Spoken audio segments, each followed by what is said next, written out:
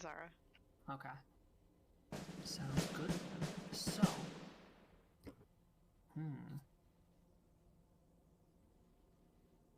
yes. Shay, why don't you roll me a... Charybdis, you're back. Good. Shay, for first watch, why don't you roll me a d20?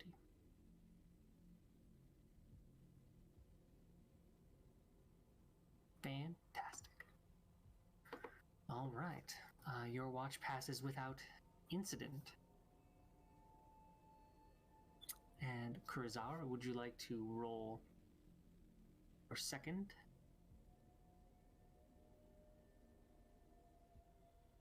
Sorry, what do you want me to roll?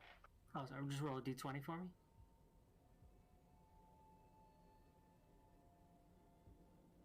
All right. And Charybdis. Yes, indeed. I believe you wake up earlier than everyone else, yes? Yeah, I think it's my watch anyways. 2 seconds, and I'll be ready. You're good. The cavern that you're in is cool and dark. There's not a lot of ambient light here. But you can hear the sound of running water from the waterfall. You can see Globagul just kind of sitting on the wooden bridge, kind of like watching you guys sleep because he doesn't really do anything. Not in like a creepy way, but in just like I don't know what else to do. And he's not a big socialite, so he's not familiar with faux pas and everything. But yeah. All right, well, late into the shift, Charybdis is going to start pondering about, his last battle with you guys, and feeling a little bit down that he wasn't as strong as he thought he was, but he also finds courage within himself. He starts talking to Dawnguard, Dawnbringer, excuse me, the sword, and eventually, you guys don't know this, but just out of context, they're like talking back and forth of each other. Does anybody here like listen in, or would be, I don't know, I guess all of them are asleep, right? I don't sleep. The drow, we just meditate. That's right. We'd be able to hear everything you would say. Okay, so I'd just be like talking back and forth with the sword, like telepathically, but I'd be speaking out loud, right? And, I guess this, Dawnbringer awoken something in me that I did not know. Like, some of my past memories are coming back to me. But in a fit of rage, Charybdis, he activates Dawnbringer, and he just lashes out at a stalactite. Right? That's just on the ground. Like, just basically just sunders it in half with one swing. Like, it was effortless. And I just, I'm yelling out to the darkness now, like just in the cavern, just trying to get something off my chest or whatnot, cursing a man named Janus, as well as relinquishing my faith to Helm. I basically just take my amulet off my neck and say, fucking, damn you, Helm, you're the worst of them all, gods. By all means, you're nothing more than a charlatan in armor plating and nothing but a false idol for people to follow. And I chuck my holy symbol into the darkness of the abyss, off a cliff. Yeah, way over there. I just yeet this thing right off and just huck it into the darkness and just watch it fade away. Yeah, you hear it clack as it kind of knocks against a few things along the cavern walls of the abyss, but you don't hear it hit the ground. I try to steady myself and put the Dawnbringer away and go back to the encampment, I guess. Wouldn't this echo throughout the cave? Or yes, like, it would be absolutely loud. And I screamed out Janus as well as disgracing Helm. Probably awaits you all. Ty is gonna like bolt awake, his ears like perking up as he looks around groggily, like dark circles of green surrounding his eyes. As he looks around, he sees that Charybdis is missing, not initially not recognizing the source of the noise because of the distortion caused by the stone, and kind of picks up his trident in annoyance, his teeth exposed as he looks around, like back and forth, very much paranoid. What in Blacketh's name is this noise now? I swear, humans think their gods are the best, the only ones. I'm done serving under Helm. Dawnbringer has definitely given me my visions back of what happened to me and how I actually became to be here.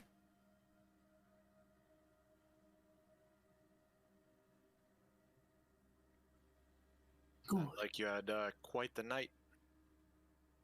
Mm. Devil likes to play in idle hands, and there's nothing but silence here.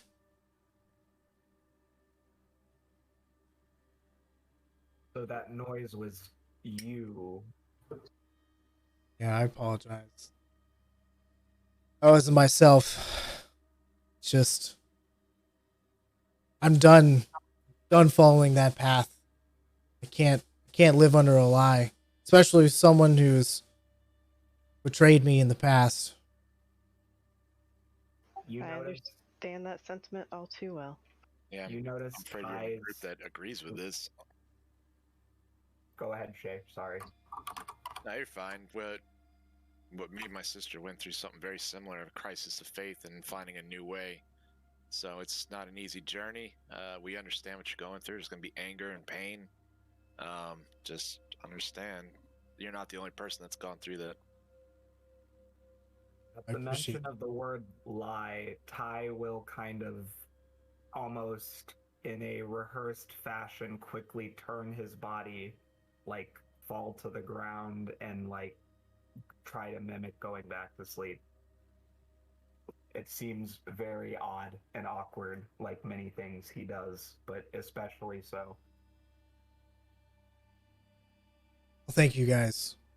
Maybe one day I'll be able to tell my tale.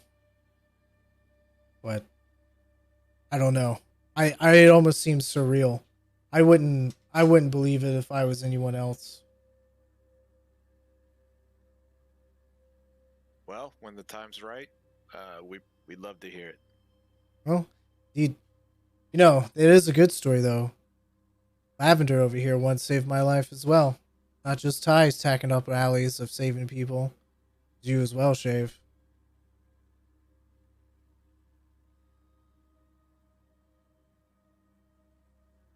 Just turn back to my pillow, my little dirt spot on the ground. Yeah, let's get a rest. We've got a long journey ahead of us. Indeed. I have a bedroll. Do y'all not have bedrolls? Oh, I do, but Do ya? Y'all sleeping on the floor? You guys get I beds? mean, No, I would believe the probably pack be like, all have if they bedrolls. were sleeping on the floor, Ty would be like, these primitives. How can they not know Gith society is so much more advanced or something? I like smelling the dirt, you know, It's good underneath for you. my We're gonna paws. wake up inside that goddamn gluttonous cube one day. Just letting you know. I think to myself, Huh. Why am I upside down? Why is my Look at skin you. hurt? Why do I feel like I'm being dissolved? Bro, I got X-ray vision. I can see my bones. Nope, I lost my skin. Mm-hmm. No, I'm dying. Nope, I'm dying. You Cube, would let never. me show you the concept of hugging. Hmm. But I believe all of your packs do contain a bedroll of some sort, so that you grabbed from Velkin Valve. So you all do have some semblance of cover, unless you choose to sleep with the dirt like Lavender does, which would make sense for her species.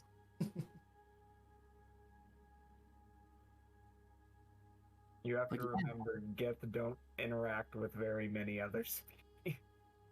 This is true. Gith don't even like interacting with other kinds of Gith sometimes. We will not speak of the other kind of Gith here, not in Ty's presence. But yes. They seem so friendly. Do you do anything else, Charybdis? No, not at this time. All right. So you all kind of head back to bed for a little bit. It's only another hour or so until you actually all kind of get up fully. I would say the sun is rising, but you can't really tell this far underground. But you all think to yourselves you've probably had enough sleep, and yeah. So where to now? You guys kind of have a few options. You were headed towards Slublodop, which you know is by the Dark Lake, which was kind of westward, sort of in the direction that's over there, as best as you guys can kind of realize. And the water is flowing from the same direction. Before we head out, Lavender, would you be able to try to identify this mace and the vial of oil that we have, or the gem, and see if any of them are magical? I would love to. Anything that keeps me busy with potions and tinkering, I'm more than happy to oblige. Absolutely. Excuse me. The mace. This is the dark metal mace that you found inside Globagul, yes? Correct. All right. With your ritual casting, you will determine. This mace is a very common magic item. When attuned to it, its wielder can use an action to make the head of the mace alight with green flame, or use an action again to extinguish it. While the mace is lit, it glows as brightly as a torch and deals an extra 1 fire damage on hit. Not exceptionally powerful, but it's something. It's good for special effects. Good when you want to burn something. Yeah. Great. Shame you guys didn't play with it in the dungeon that had a limited air supply. Yeah, he said flame, and I'm like, nope, we're not touching that till we get out. Mhm. Can you use Mace's Lavender or no? That's a good question. Hold on. I am proficient in simple weapons. I believe a mace is a simple weapon, I believe. I just... Yeah, according to don't- DM. Although I you don't don't really use one. I don't plan on using The something light like effect that? might help for you, though. It's not really something I'm going to be able to use. You could always sell it. True. Yeah, it's super cool though. Like, just like have like a little flick of a switch on it. Yeah. And the oil that you found. It is a sticky black unguent. It seems to flow quickly when poured. There's definitely a magical sense about it. You would determine this is an oil that grants you freedom of movement for 8 hours. It is called an oil of slipperiness. Yes, it would take you 10 minutes to apply it to yourself, to a creature, singular, but that would grant them a freedom of movement spell on them. Alternatively, you could pour it on the ground as an action, where it covers a 10-foot square, duplicating the effects of a grease spell for 8 hours.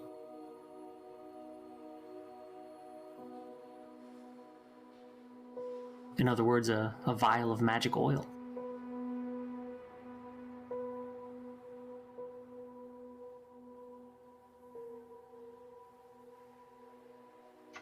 The red gem from that last red ooze and the bracelets, do they look like they're magical? Yeah, the 3 break. The bracelets. Here they are. The bracelets don't appear magical.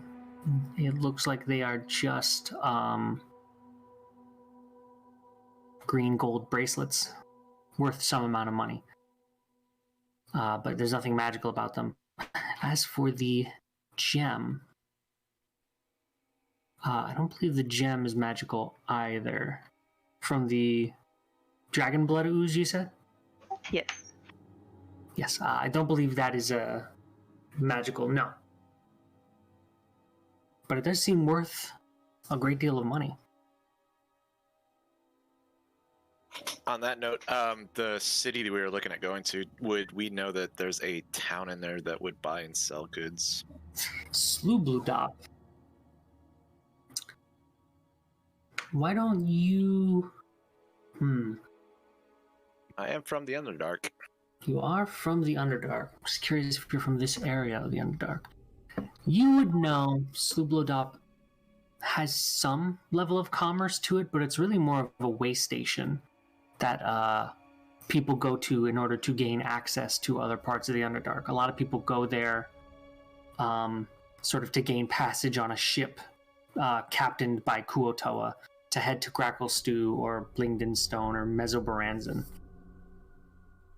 So you can go places there, but there's not really a lot of commerce there, just based on how strange the Kuotoa are. They're kind of hard to trade with. They're very alien in terms of mindset, even to denizens of the Underdark. So we should be able to make it there and then use that to get to another part of the Underdark that would have a bigger town or something. Absolutely. You do know that Gracklestew and Blingdenstone have markets that are a bit more open to different denizens of the Underdark. Mesobaranzan might be a bit of a stretch if you're not a drow or wanted. Or wanted, yeah, by them. I don't think anyone would be welcome. I don't think you'd want to go there anytime soon. Um, Gontogrim as well is a big dwarven city, but you're not sure of the direction of that. My thought would be to find a place to sell and trade some stuff, because we could get some better gear. I doesn't really matter if we go to the quickest one to get to a bigger one. It doesn't really matter. I think we still need to go to the Dark Lake. It's our best way of navigating this area. I have the ability to work a ship. It was what I used to do. Makes sense. Mm-hmm. Absolutely. And that would be Slubludop. So follow the water. Yep, I'm fine with that. We'll keep going that direction then. All right, so you all head westward. Never eat soggy waffles. Yes. Westward. Kind of following the stream a little bit as best you can through the caverns and the tunnels. Let's see. Lavender, can you roll me a d20, please?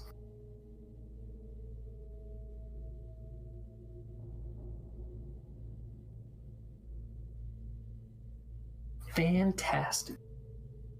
What was the guy who made all the bets? What's that? What was the guy who makes all the bets? Jim Jar. Jim Jar, you said? Yeah. I I say have no idea where he is. 20 gold. Jim Jar is going to lose a bet that we arrive back and link up with them at Struvel's.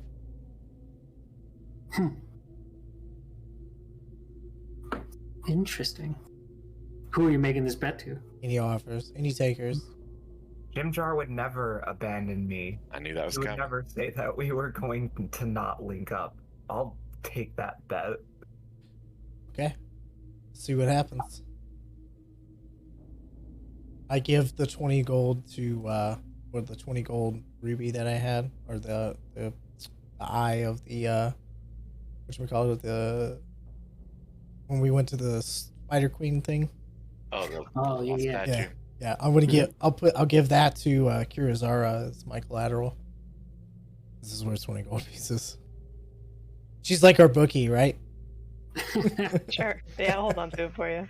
All You right. should always trust the drow females. They're the ones that are the most trustworthy. Yeah, with gold especially. The other thing that I think we should quickly discuss is how to efficiently get our ooze friend with us, because he moves at a substantially slower speed than the rest of us. I kind of figured he was going to want to explore by himself. He's following you. I mean, he's a little ways behind you, but he does seem to follow you guys. He's like, "Don't worry about me. I'll be fine." This I'll can't find be you guys like if I 10 lose you. minutes of us waiting for him to catch up to us. Like by the time we're done sleeping on our next rest, he'll be like coming around the corner, He's like, "Here I am. It's covered. good you don't sleep." Yeah. Covered in like small bitty rocks, like cleaning his whole path there. But Just in case, Ty will pull one of the rubies out of his gauntlet and place it inside very carefully Globagul, and he says, "With this, I'll be able to link up with you mentally, should you get lost." oh, thanks. No problem. I wouldn't want to lose my new friends. He bows. Yes. How the hell do you have a nicer relationship with the NPCs than us? I'm just asking. Well, I mean, in this case, it's because Ty wants to make sure that he can get the. I mean, he likes the goo, but like the goo, he wants to take to his queen. So like, he's not gonna treat it poorly. It's like, look at this weird thing I found. Reminds me of what was that show? Boo. They were all called Boo. Boo. Yeah. Boo. I don't know that one. It was the aliens. You know, it was played by The movie Home. yeah, Home. That's what it is. Boo. Oh. I'll have to look it up. Go ahead. Go ahead. No, you go ahead. I was just gonna say, you also have to remember that like Ty came into the prison like as one of the first prisoners. Like he was captured like as one of the earliest people, so he got to know people before y'all showed up. It's true, you were in there a while. But yeah, your travel for today is uneventful. Nice. Thankfully, it's just following this this riverway, this kind of underground stream and river, further towards what you hope is the Dark Lake and hopefully Slubludop. Eventually, I assume, unless you guys are going to march through the night, are you guys going to take another? Are you guys going to make camp anywhere? Yeah, can we spot a decent place that we can make camp that's a little bit off of the main road or whatever we're following that maybe can have some shelter? Yeah, as best as you can. I mean, it's mostly caverns and tunnels, but you do find somewhere kind of off the beaten path a little bit. You know, even though this area doesn't really seem well traveled, that you think might be safe for now. And I assume the watch is going to be Shay and Zara. Yep. All right. Does anyone else want to keep watch with them, or is it just those two? Should totally trust the two drow to watch your backs. Well, I mean, tonight Ty would probably just want to stay up to make sure Globagul catches up, so he'll take the first half. Like He does catch up. I don't think you guys are kind of sprinting through the tunnels, really. I assume you guys are kind of traveling at like a decent pace. He's leaving him a trail. He's marking the path. Mm-hmm. Ty takes his ruby back, like quickly flicking the substance off his wrist. I'm glad that you can make it. And I think Ty might go and talk to Lavender before bed. I don't know. We haven't had much interactions. Sure, yeah. I mean, you kind of spend first watch with like Shay, just kind of chilling, and then He's not gonna go interact with Shay intentionally. That's not his first pick. sure. So, Lavender, what do you do? What do you do before bed? What is Lavender's kind of nightly ritual look like? Are you kind of fiddling with a potion, or are you just sort of grooming yourself, or what kind of? Take us through kind of the night of Lavender.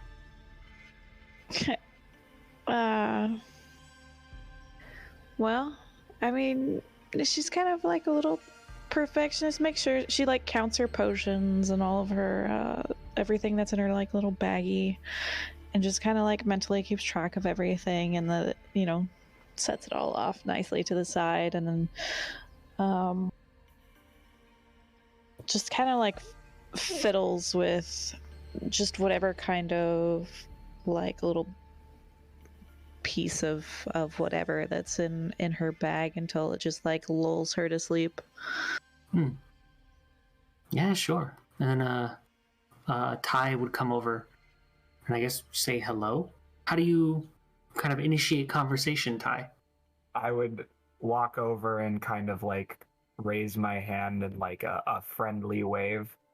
He would put on a smile, like a genuine one, and he would look at her fastidiousness, and in his way, he would try to give her a compliment by saying, if you had been born Gith, you would make a natural warrior. I admire your fastidiousness. It's a shame that your mortal form is much smaller and too weak to ride a dragon. God damn it. Such a great backhanded compliment. I fucking hate that I like you. What an interesting character. Sarah just sighs during her meditation. He looks I at you kind of honestly don't know how to respond to that apart from like just like fucking cocking smile her at head God, to man. her, Yeah. her side and just kind of like scowling. No, you do not understand. I was trying to be friendly, you see. I believe that you are quite the genius with your inventions. I merely meant to try to find out more about you. You see, we are always, most Gith are a little bit more hesitant to interact with other species. Whereas I find that using other species and making use of their talents is much more beneficial. And I think that you provide an interesting example. He's trying to be very genuine. He's being nice to you. Believe you're digging your own hole and you're trying to get out of that hole by digging more. So the first lesson should be to stop digging. Is like Shay actually saying this to him, or I'll definitely say that. That's like, hey, your heart's in the right place on this one, but the more of the direction that you should go is, Lavender, when you put fairy fire on that thing, it was a very smart move, and we were able to kill it, and I appreciate what you did with that. Lavender just kind of like nods and yeah. Just kind of like leaves it at, like just says thank you. Yeah, he gives you an awkward smile and like just nods back. And then he looks over at Shay and says, I'm trying, but it's odd to me the way your material realm operates on these emotional paradigms. Some of them make sense, but it lacks logic. I think that's a discussion for a future date, though. For now, I will allow you to return to your rituals. He's going to walk over to his little area with As you guys were having that conversation, Lavender, you'd notice that like Glabagool just kind of moved up behind them, just unintentionally, silently, and as they were talking, his eyes just flicked back and forth, like he was trying to understand the conversation. You and me both, buddy. So creepy. I could just imagine this being like a skit, like it slowly like creeps up to the conversation. Oh yeah, just big cube. Do the eyes swirl around like they're googly eyes? Oh yeah, they leave little bubbles as they trail. I really appreciate Ty's enthusiasm. He's very just passionate. She doesn't really say anything right now, but come morning after she's like had time to think about it, she wants to make one elixir and hand it to him. But He'll yeah. almost be stunned to silence. Is this a present for me? Yeah, it'll only last like a day, but it'll hopefully help you. He smiles, like, again with that almost opposite of how you know him traditionally, and puts it in his backpack. Well, it is an honor to receive a potion from somebody who's a master at making them. Yeah, I have to roll for that though, whichever one it is. Oh yeah, classic. I think it's a D6, yeah? I think it's an 8. Hmm. I'm gonna figure out where it's out on this. Been a while since I played an artificer. Try under features and traits.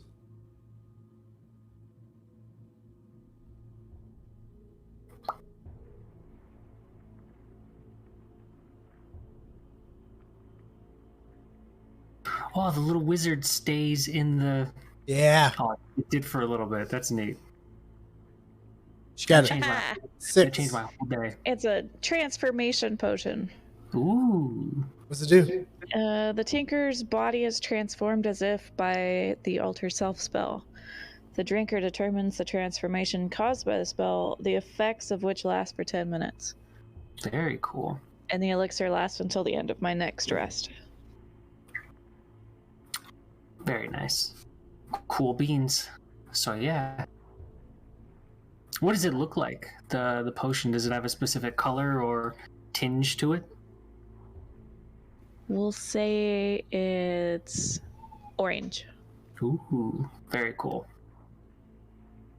But on D&D Beyond, I'm trying to just find if I can add it to my inventory. I think it's just something that you have to remember. Because it's like a temporary thing, you know? Yes. But yeah, you guys, oh, you haven't even gotten to sleep yet. Oh, how could I go to sleep with such a compelling storyline? I know, even Globagool comes up and he's like, interesting. It's polyjuice. Is this Yeah. what happens? Yeah, it is Oh, polyjuice potion, actually. Yeah, I was It's what was really it? just black tar. What is the ingredient? What was the waste flies? Something like that. Oh, it's been a while since I've gone through my Harry Potter stuff. But yeah, so actually, I believe you do that in the morning, Lavender. I think you said. Yes, she did. Yeah, but yeah, the night does pass uneventfully. And this would be travel day 8, I believe. And on your 8th day of travel, unless anyone else is doing anything important or interesting in the morning. Just in casual conversation, I'd be like, as we've been, battling things, I've gotten some of my old powers back. I might be stabbing things with purple blades that I get from my mind and sometimes talk in your heads. No big deal. And just walk away. I too have mysterious powers. It seems. Weird. I have that- manifested. I think the dragon thing has given us all special I powers. think, yes, I think it touched me in the right places. I It can, was a tentacle, so yes. yeah, I saw the light and apparently You felt Dawnbring. something. Yeah, I can control the undead. Not just kill them, I can control them. Control them, as in like they can now work for you. Yeah, just straight up work for us if we need servants. Forever. Well, that's incredible, says Globagool, as he just kind of slides up next to you guys. The undead are vile servants of Orcus. Yes, indeed. I can control them. At the Neat. beginning of every day, I'm going to be giving Shay my vigilant blessing. Very cool. And what does that do again? Advantage on initiative. Yeah, his first one. Or yeah, That's really good for a rogue. Yeah, let the rogue. All right. Awesome. So, Twilight Clerics is so dope. so, with that, I believe you all continue westward until your stream inevitably kind of turns and the tunnel sort of morphs itself, and you hit a point where you have to cross the river itself. Ugh. It is about 20-ish feet, 20 to 30 feet in some areas. What temperature is the water? Very cold. Oof. Rip. How far is the fall? It's actually about, it looks like it's about 10 feet to the water. Huh. Well, And can you all make me perception checks as you're kind of pondering this? oh god. 18. That's a nat 20. 18.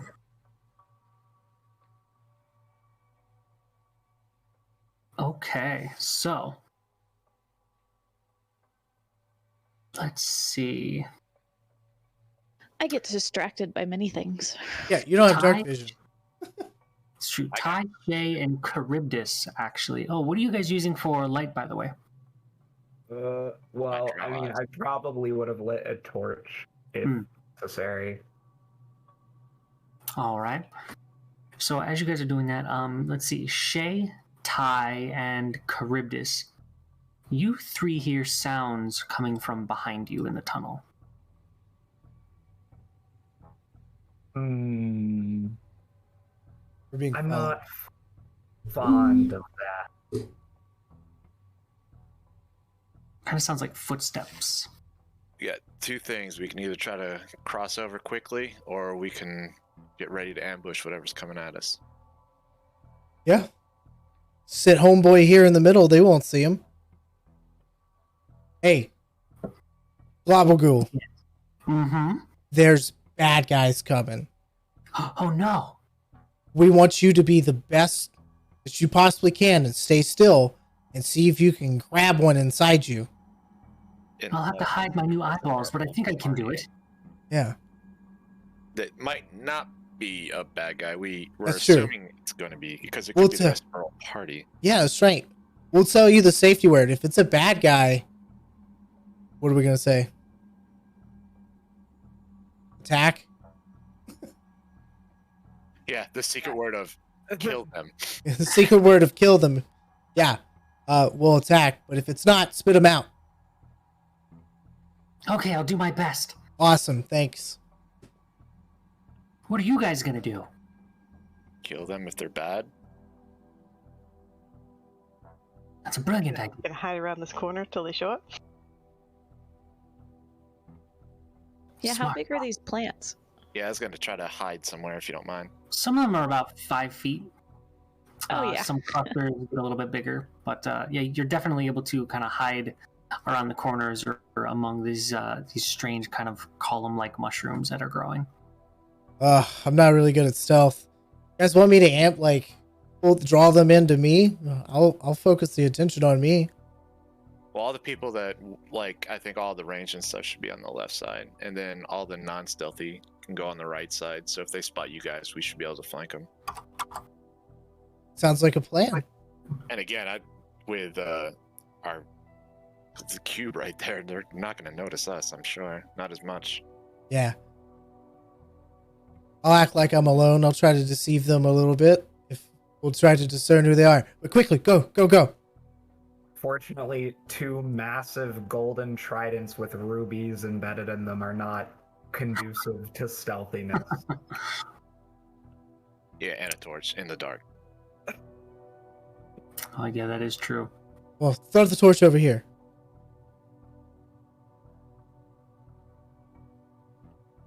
It's true. Yeah. So what are you gonna do? I'm gonna try to make Who's conference. hiding? I am Yeah, not. who's hiding where? I'd say. So Cryptus, you're gonna stay right smack dab in the middle, yeah? Yeah, like try to get me in the between the cube and them. Sure. And I'm not gonna be like acting like I'm stealth or whatever. All right. So, Like you're fishing or something.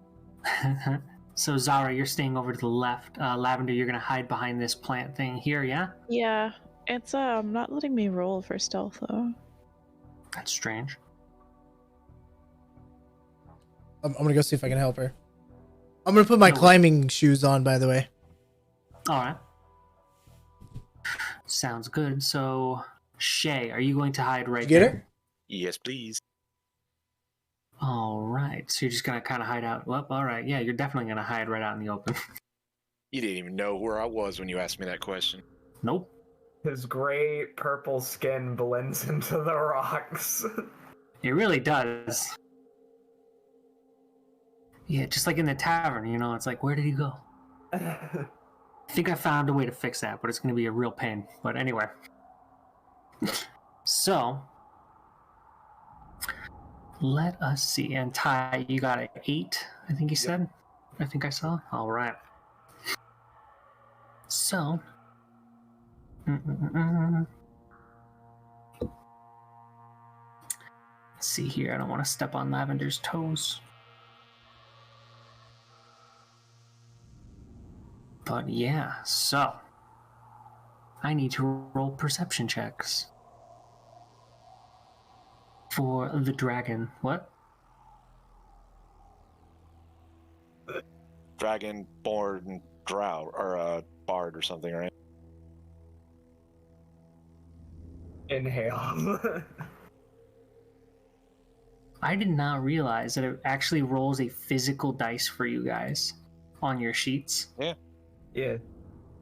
That's interesting. I don't get that. I just click on some things.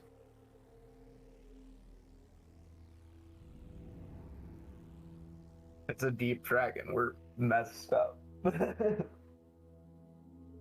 Oh, those are new. Those weren't around when this was invented either. Yeah, but you said you made changes, so you could have I did. added one. I made numerous changes. Okay. So, as you guys are hiding, Globagul kind of moves up here to just kind of superimpose himself as best he can. And he kind of pushes his floating eyes that are inside him just kind of further down to the ground. And it's kind of strange. When he's not moving, it almost seems like he's not really there. Like it's actually quite difficult to kind of see where he was. And as he does that, Charybdis, Shay, and I suppose Lavender as well would be the first to see what looked like a group of drow approaching. Sorry about that. I was trying to help her. Group of drow approaching. Good. A group of drow approacheth. Are they all chicks? No, they're all just kind of dressed in similar poses. That's just the token I get. One does kind of blip into a Globagul. That's awesome. And you just kind of hear this like the sounds of someone like screaming underwater. Whoa! As soon as they get in there. Is this all of them? This is all of them. And it's mutually androgynous hextuplets, a common sight amongst the drow. But they are all actually men, and they all seem to be carrying crossbows and armor very similar to the armor that they had in Velkenvelv. Yeah, it's scouting. Well, It's definitely a scouting party of some sort. well, they look hostile. I'm just gonna say surprise attack. Yeah, I was doing the same thing. I'm like, the second I saw one of those, I'm throwing a fucking dagger at one. All right, Eat give 'em! me initiative. I like Do a surprise round. Yes, you will get a surprise round. Yeah! How did I get a... Oh, that's Kurazara. Damn. I was like, how did I get above 20? It's not possible. I have a -1 instead of I 11. rolled twice because I had advantage, so it's actually going to be 22. Yeah, good job, Shay. All right. Let's see. 1, 2, 3, 4, 5. Gabagool is not really going to let go of the one in there. And let's see. Well, he had an old drow he had to replace, so that makes sense. Yeah. Hmm. How's that taste, fuckers? Dude, when we kill them, we should dump them all into the cube. That'd Yeah. be awesome. Just carrying them around the cubes, carrying it for us. Bloop. Just throw all the, like, stuff you don't mind rusting or whatnot. Gold would be fine, right? Hmm. We need to feed the cube anyway, so easy feed. Just imagine you're coming up to a town and you just see a gelatinous cube full Dude, of it's gonna be bodies. Like a giant Pandora bracelet of our fucking adventures. It's got like bones. It's got a bunch of bones. I remember fighting that. Why is there a mimic in that damn thing? Well, see, here's Yeah. this one's a funny story. And we help clean out the septic tanks of any bar that we go into and get free drinks. He's going to be super useful. So Shay and Zara, you actually both have the same initiative, but I'm going to assume Shay. I'm assuming Shay has a higher dexterity. I do. But yeah. Oh, silly me. Actually, no. That can wait. Yes. So, Shay, you are up first then. The one all the way to the left. I'm gonna summon a psychic blade and throw it at his ass. Actually, at his face. This one here? Or this one here? The one to the left of that. The one all the way at the bottom. Here. That one. All right. Psychic attack. Mine bullets. Well, that sucked. I do not believe an 11 hits. Although, since you're acting first, it's a surprise round. This is an ambush. I believe that's at advantage. Yeah, boy. That was worse. That was worse, I'm afraid. What just appeared behind Ty? Sorry. It was the AoE thing. Fortunately, Okay, I got worried there for a second. I didn't know it was going to show up, sorry. unfortunately, that doesn't hit, I'm afraid. Bonus action, I can use the a second blade that I can throw. All right, lay it on me. Good God, I'm just sucking right now. Why do you got this one more? Not used to the It's at advantage. mind Yeah. powers, I guess. It's a new trick, that's all. Ah! That hits. That does hit. Good job, Shay. That'd be sneak attack still, right? Oh, yeah.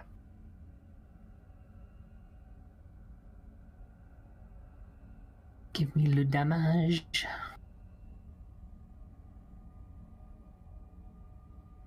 15 total. All right. Your psychic blade sails through the air and kills that drow. No mark either. He just dies. Mm-hmm. He just drops down. Falls to the ground. Are you doing anything else on your turn? I'll scoot back a little bit. All right, sounds good. That's Kurazara. You're over here. Yeah, he falls in the water. That's There you the go. direction he meant. Speaking of Zara, you are up next.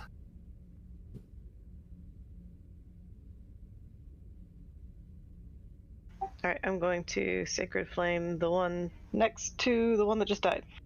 All right.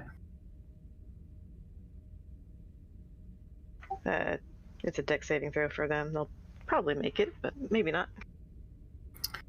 Maybe they're not too keen.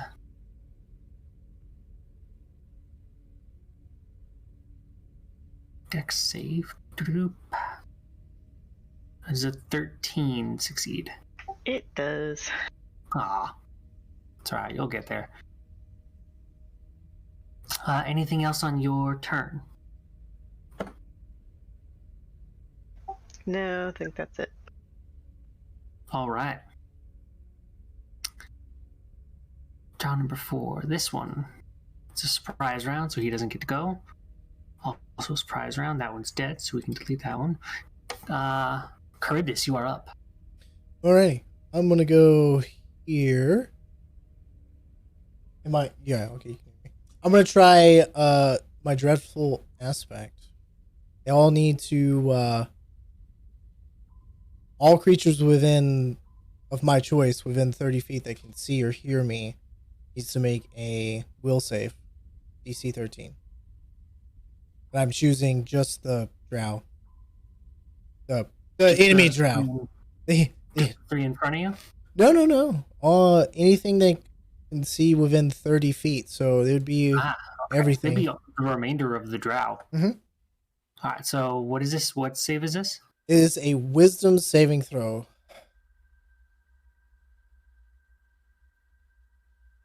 And it's a DC 13. Wow. Okay. What happens on a fail? If they fail, they are frightened of me for 1 minute. If it moves more than 30 feet away from me, it may attempt another saving throw. But they are frightened of me if they fail. Okay, so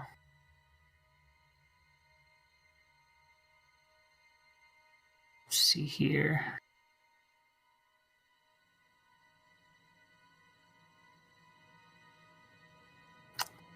Three of them fail. Okay. Which do you want me to choose? Do you want me to choose the 3? No, I got it. Okay. I'm just making sure I picked the right ones here. Please tell me the guy who's being ingested is not scared of you, because that would be the best. Yeah, he probably would be. It would be funny. Actually, that one More scared of being digested. Actually, that one is Nice. feared. Nice. Well, no, they're not feared. They're frightened. So like they just can't willingly move closer to me, but they don't have to run away. They just have a disadvantage on all of their saving throws and attacks towards me because they're afraid of me. Basically, it looks like the back of my picture. It's just like, a very dreadful, satanic-looking aspect, I would say. Oh, yeah. Yeah, it's not looking great. For those guys. Let's see. Yeah, 3 of them are afraid. The one inside the cube is afraid of you as well, but I don't think they're going anywhere. Are you doing anything else on this turn? Nope, that's the end of my turn. Okay. Disadvantage on ability checks and attack rolls while the source of its fear is within line of sight. Creature can't willingly move closer to the source of its fear. Okay. Draw number 6. It is a surprise round because they did not expect this. So then Ty, you are up now. Ty quickly sprints forward and then down. He pulls out. Oop, there we go. There I am.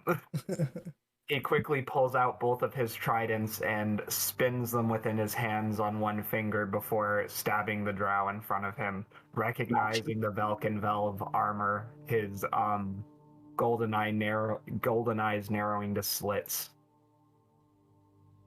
All right, and these are at advantage because it's a surprise round.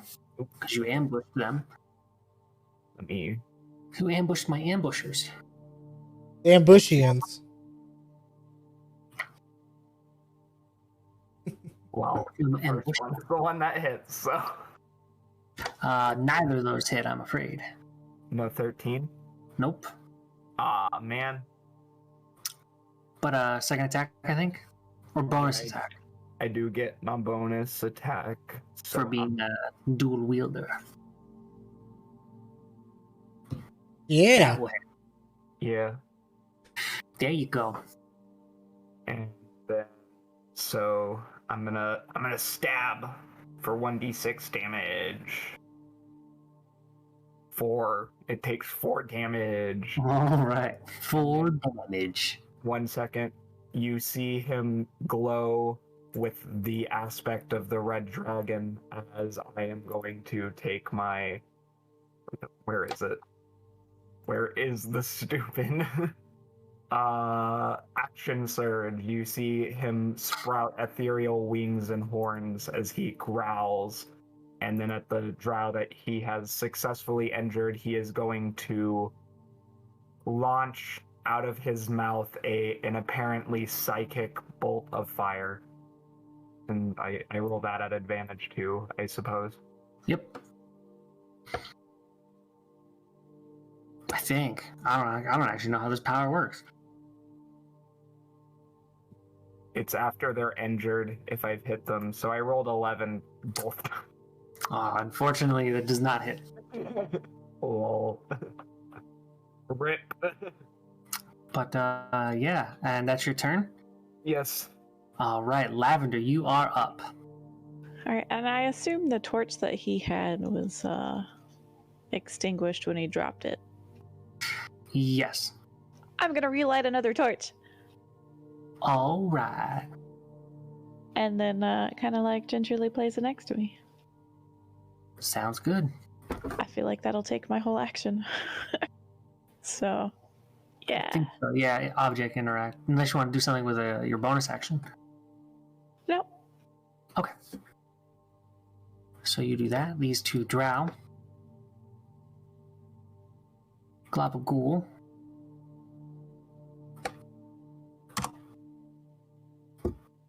She's going to eat this drow here. And we are back up at the top. Shay.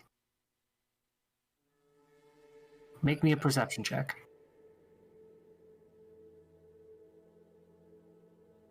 I don't want to. Okay. You're up. It's your turn. You're first. Since he's engaged with Ty, I'll go ahead and throw Psychic Blade at him. The one that's right in front of me. This right here. That's a nat 20. That nat 20 will hit.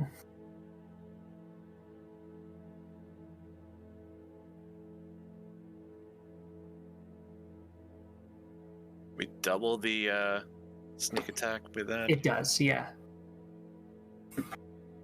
Are you at 2d6 yet? Yeah, just hit 2d6. Oh, nice. So, yeah, that one dies as well.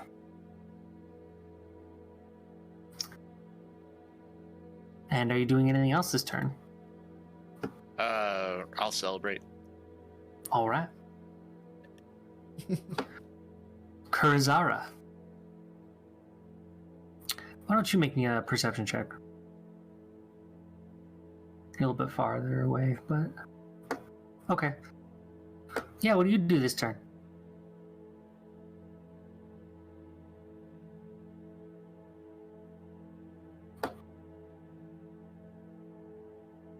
I think you're muted. I can't hear you. No, sorry, I was comparing a couple things. That's all right.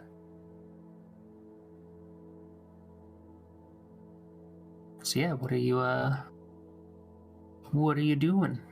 I'm gonna draw my scimitar and I'm gonna try to hit this one over here. Sounds good. Cool fashion scimitar. A 15 does not hit, I'm afraid. Doesn't cut through their leather armor. Actually, they're wearing chain shirts. But yeah, just barely missed it, I'm afraid. Are you doing anything else on this turn? No, I don't have a bonus action, so I'm done. All right. Trial number 4. They're concerned. They're going to try and take a swing at Charybdis at disadvantage because they are afraid. He's going to draw a short sword.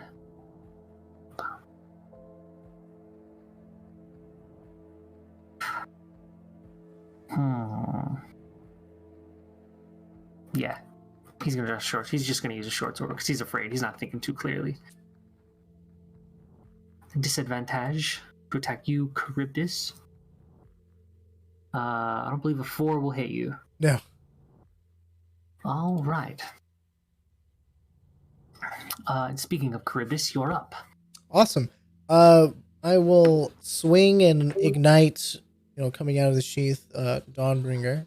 Now it is daylight. Does that give them the drow disadvantage on light? Yeah, it does. We don't like that. I'm going to say... It's okay if it doesn't. But It's disadvantage on attack rolls against them, which they already have because they're Yeah. of them. The ones that. So that'd probably be... I'll say yeah, probably. okay. I just Yes. wondering. All right, cool. Swinging away. All right. Swing away.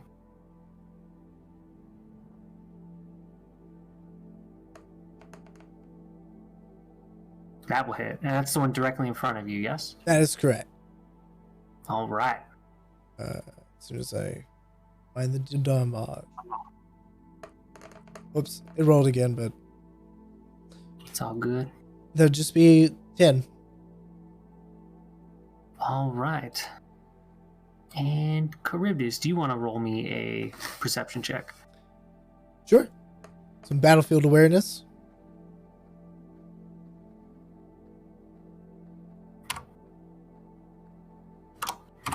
Okay. You think you hear some splashing coming from the river? Splashing. Can't be too sure though. That's Yeah. not what I wanted to hear. And is that all you're doing on your turn, Charybdis? Yep. All right. Wow, the one that just got hit by you is not happy. Hmm. And it's his turn. So he's going to attempt to cast Fairy Fire on you. All right. I'm going to need a dexterity save from you. All right. And is that just me or is that the square one, right? Actually, yeah, it'd probably be on Globagool, you, and Ty. So I need dexterity checks from the lot of you. I got it Quick all. success. Oh. Actually, yeah, and 11 succeeds. Oh, Believe it or not. Dexterity. blocked it with my shield. Oh, Ty, you succeed as well. Globagool does not. I have advantage on spells. Giant Or illuminated. glowing fucking cube with us. I always forget I have advantage against spells and other magical effects too. That's right. I hasn't been able to say the cute thing that he does yet, as mentioned by Shay. He is going to nimbly dodge the fairy fire by doing a backflip, Hey, because he has to be extra. of course, but yes, Globagool That does. player. Let's see, Ty, you are up. Tai is going to essentially Naruto run around Charybdis to be in front of the yellow drow. All right. And he is going to try and swipe underneath with his trident. 20. 20 hits. That will And be which- 10 damage to the yellow drow. All right. One that's frightened, yes? Yes. 10 damage. And then he is going to, with his other hand, take the other trident and stab the one that Charybdis just swung at. All right. It's a total bro moment. Yeah. And it hits. And he will take 5 damage. All right. I love dual wielding. It's Quick so question. good. Is Fairy Fire concentration? Yes, it is. Ah, okay. So then the concentration on Globagool, or the spell on Globagool, will dissipate. Nice. We got you, Globagool. He's like, "Oh, thanks. Am I doing good?" Absolutely. You see as the drow inside just slowly turns into a skeleton. Yes. Thumbs up. He like makes the thumbs up of the dead guy go up. Yeah, it's real morbid. But yeah, that's your turn, Ty. Oh yeah. I don't think there's anything else I can do, sorry. All right, Lavender, you are up. So now that it's illuminated, Lavender kind of like shifts over and she's going to cast a firebolt at the drow next to Kurosawa. Sounds good. What's it look like? Pew pew? Pew. Do you make the little fingers like Shooter McGavin? Pew pew. 11 does not hit, I'm afraid. They have a decent armor class. Yeah, it just like whizzes past him. Oh, darn. My eyes haven't adjusted yet. And that's it for me. All right, Ty and Lavender, will you guys make me perception checks, please?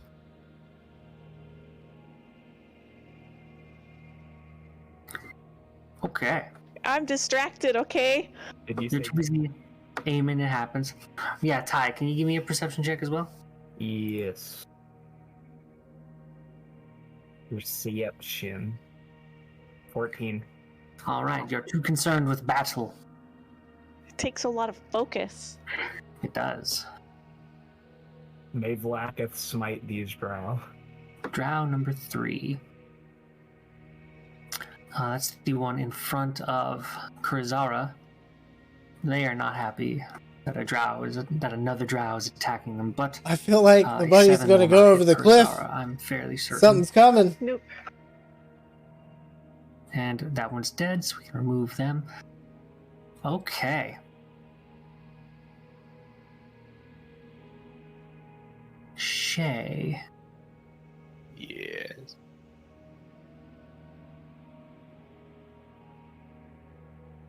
Nothing. It's your turn. Do I have enough movement to go over to here? Yes, absolutely. I think so. That's 5, 10, 15. I'm pretty sure. We were right here. Actually, it would be 10 feet too much. You can get close. You can get in front of Globagool. Yeah, around there. throw my blade. It's the same either way. Mhm. 11 misses, and then I'll do it with my bonus action. I'll do my second blade. Sounds good. 18. 18 hits. And sneak attack because it's engaged. Mm-hmm. Right in the kidneys. All right. So how much damage did you do?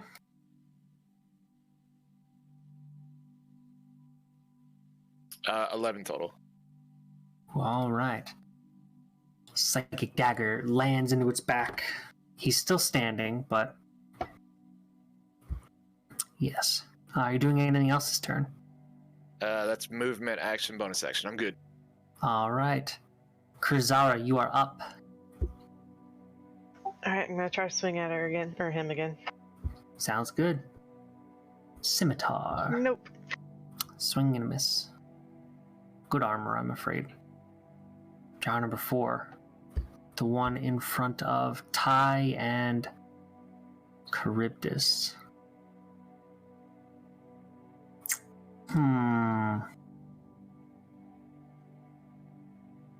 Combat tracker is looking interesting. Isn't it? Don't worry about it. This one will die braver than most. He does not flee. That's what I'm saying. I mean, it's either... I mean, if he flees, he'll probably die because he knows what's waiting for him if he fails. Yeah. Spoken like I a mean, true it's drow. death in battle or death by execution, so... A short sword at Charybdis. Actually, no, that's a disadvantage no matter what. Yeah. So, It's a disadvantage no matter what. I don't believe a 14 will hit you, Charybdis. Nope. That's an Eggtron. All right. Hello, you.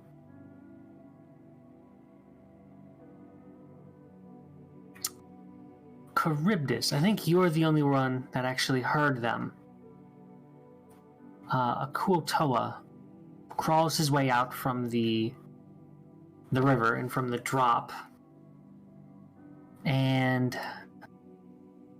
kind of moves over towards you, towards the both of you. Does it look like it's hostile? It has a spear and a net. Looks like a murloc. Pretty much, exactly. And let's see. It's fairly confident you guys are going to be able to deal with the drow. So, he's going to attempt to throw his net over you, Charybdis. All right.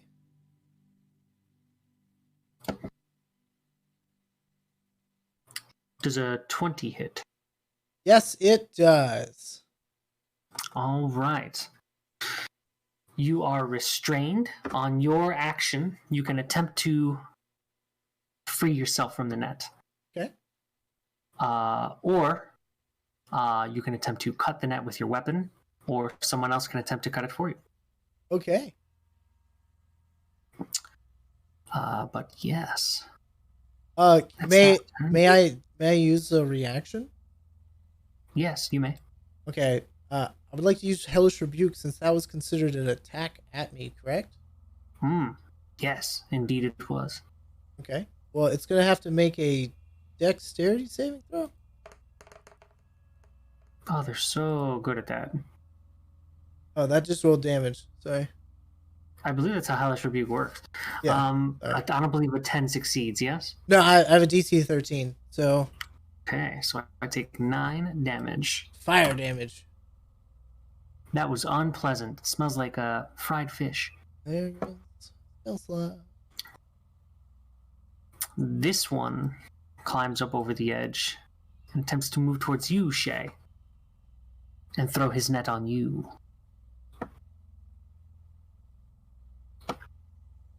I don't believe a 13 will hit you, though. It does not. My armor class is 14. Okay. Charybdis, you're up. All right. Did that net still hit me, or? I believe the net still hits, yes. Okay, so it damages him. Well, I'm gonna try to cut myself out of the net. What do I need to do?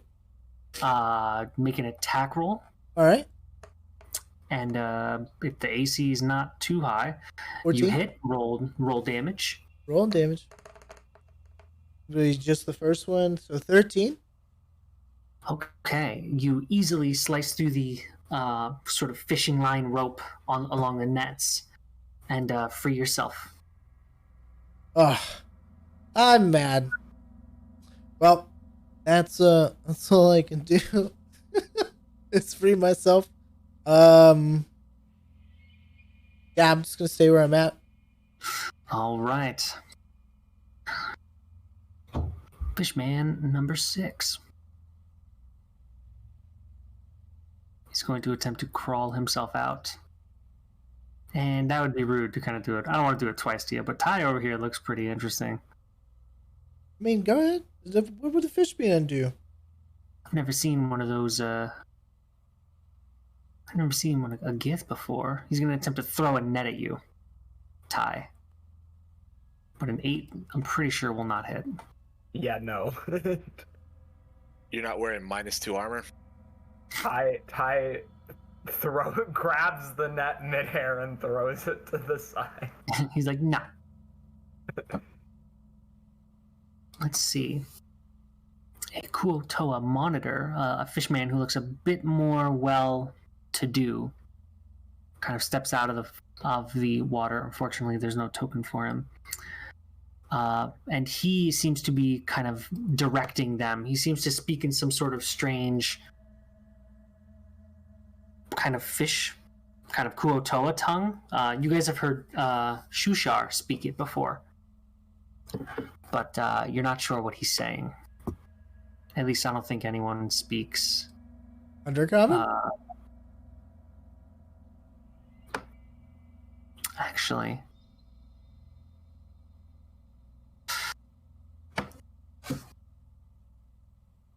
Do they speak Undercommon? Do. Abyssal. Watch it be something weird like abyssal. Oh, if it was Abyssal, that would be like, huh, that's interesting. Yeah. Kai can speak Abyssal because of his studies in Yeah. Tunorith. Yeah, because of Meonti, I get it too.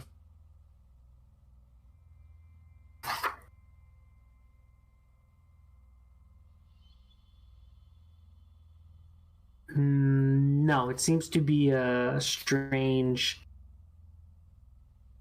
Gargling water sounding. Yeah, it seems like a strange kind of like gargling sort of language. Oh, that's hilarious. And then you do make out the word though, Slubludop. Slubodop. That's where we're going. Why are they trying to capture us? And then the one that was going to capture Shay over here is now, he moved, so he's just kind of like, oh man. He's going to move over here. Oh, hi. I'm so happy to fight. And another one shows up. And another one shows up. You guys haven't even figured out how to cross the river yet. Another one. We'll just use the dead fucking bodies of fish.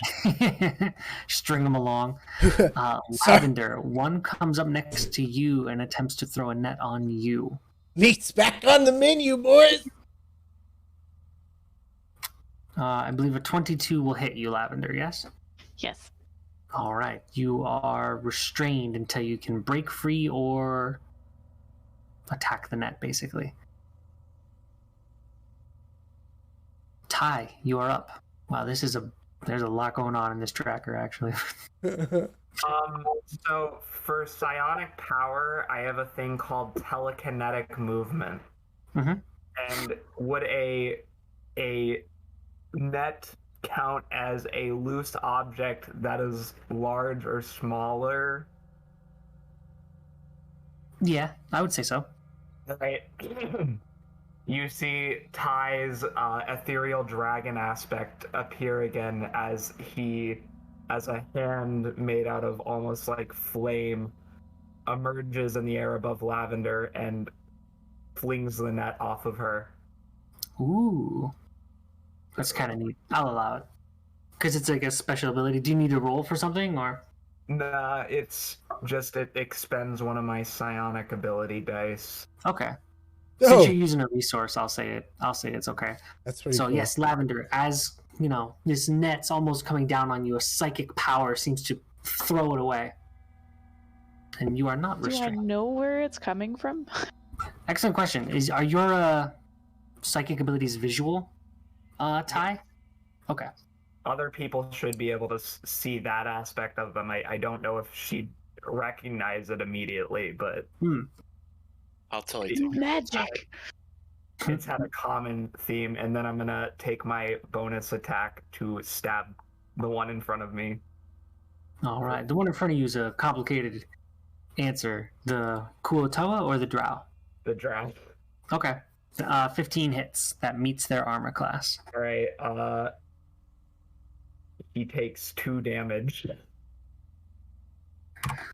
Wow, this poor fool is hanging on by a thread. Lavender, you are up. Oh Fish my fish gosh, food. there's a ton of fish. Yep. There's a lot of fish. Ah, Fireball. I am. Oh hell yeah! Fireball that ass. Has to be some. It would be, however, I'm super like surprised, so I am going to jump away 10 feet, All right. and I'm gonna turn and cast Fairy Fire on the green person thingy and 20 feet this way to that guy. All right. The monitor. That is a dexterity save, yes? The monitor failed. They only got a 7. Yeah, it's a Dex 14. Fantastic. And how many other ones did you say? So it's a 20-foot cube. So I was gonna start it. So this guy, that guy, all 5 of those. I think we did get this fella here. All right. Here I was worried about you guys. You know which way the beach is? It's over that way. Ugh. Flex. Wow, only one of them succeeds.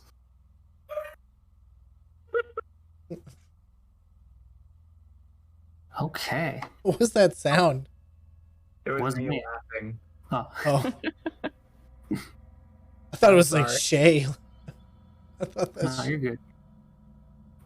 nice. And yeah, so now they have, if anyone attacks them, they have advantage on them. Yeah, And boy. I've got concentration on me, so.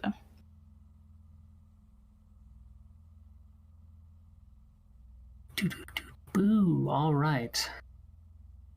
1 sec. Let me mark all these fellers. And they glow purple. Just Really? cause. Color of royalty. For the revolution. Look at those smiling faces about to get fucking roasted and skewered. They're so excited. It doesn't hit that one on the very far to the left. This one? Yeah. Is there like a cube centered on this fella here?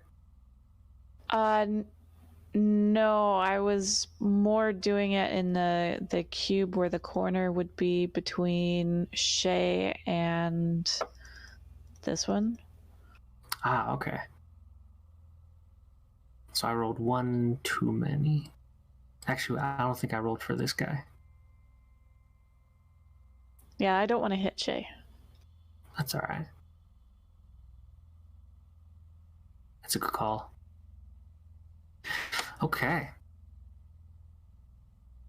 So, is that all you're doing this turn? It is. All right. Another fishman comes out from over here. He's going to try and throw a net on you, Kurizara. I realize I'm sending you guys through a bit of a meat grinder right now. Yeah. I mean, after like last week and then this week, don't worry. I guarantee you there will be some roleplay tonight. It's okay. We already had some good roleplay actually from you guys earlier. It was really cool. Starting to think this isn't a lake or it's not a river. It's just fish. I don't believe an 11 will hit you, Kurizara. Nope. All right. The drow. Okay. Things have changed. There are Kuotoa involved, so this one is going to disengage and run off.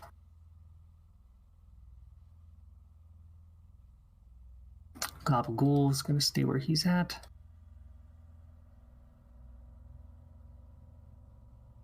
This one is going to pop out as well.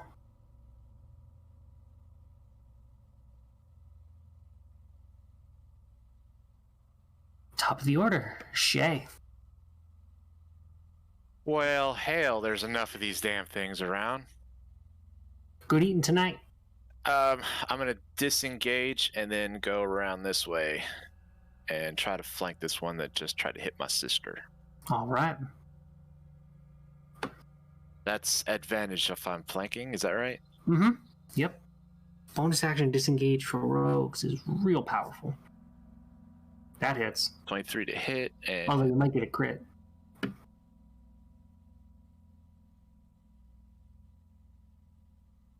total of 13. 13. All right, that one is suddenly not looking too good. That is bonus action, disengage, attack, and movement. I am good. All right, Kurzar, you are up. All right, I'm gonna try to hit this one next to me. Sounds good. You're at advantage because he is flanked. So if like you can roll twice and take the higher. The 17 will hit.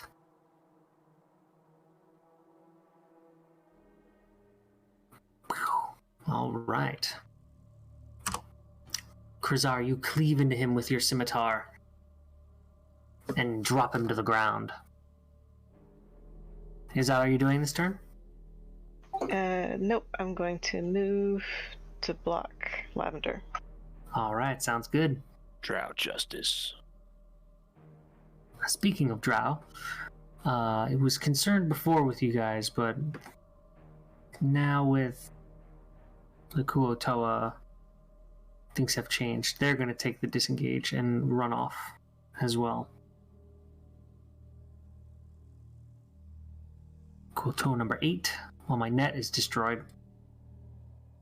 He seems to try and hit you with his spear, Ty. Although it doesn't look like he's trying to kill you. Looks like they're trying to knock you out. Does a 14 hit you, Ty? No, it does not. If I wanted to talk, would I have to wait until my initiative turn? No, if you like, you can say something now. I'm going to call out to the Kuotoa in Abyssal, and I'm going to say, because like he's well versed in history and everything, and kind of knows a little bit about different races, and like Sushar mentioned it earlier, he's gonna try to be like, I'm gonna do some fancy psionic crap, and then he does his dragon aspect, and he yells out in Abyssal, like in a deep voice, "I am your god! You dare attack me with your fetid spears and nets! This is my group. I will smite each and every one of you unless you take the knee before me," essentially, something like that. Give me a intimidation at disadvantage. I'll try.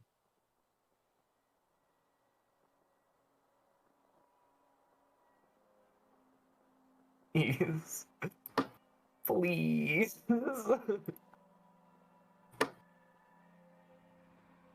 We got a 20 and a 16. Intéressant.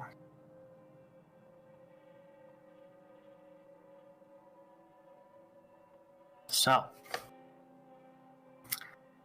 the ones in front of you kind of pause for a moment and look back at the monitor, which is also a fishman, just so you guys, even though he's a green-faced dude.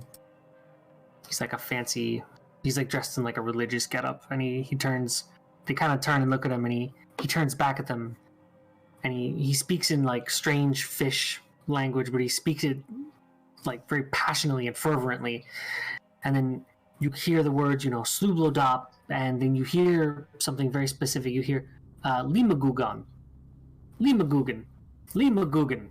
He just kind of like pushes his hands up, and he's like entreating them, and then they turn back to you, and it doesn't seem like you've affected them in any way. Shoot. This one up here is going to try and throw a net at you now with a 22. Yeah, I'm in a net now. Charybdis.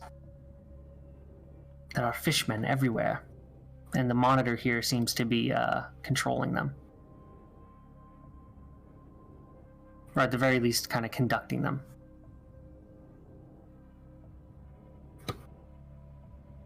I think you're muted. Yep, 1 second, sorry. Oh, you're good.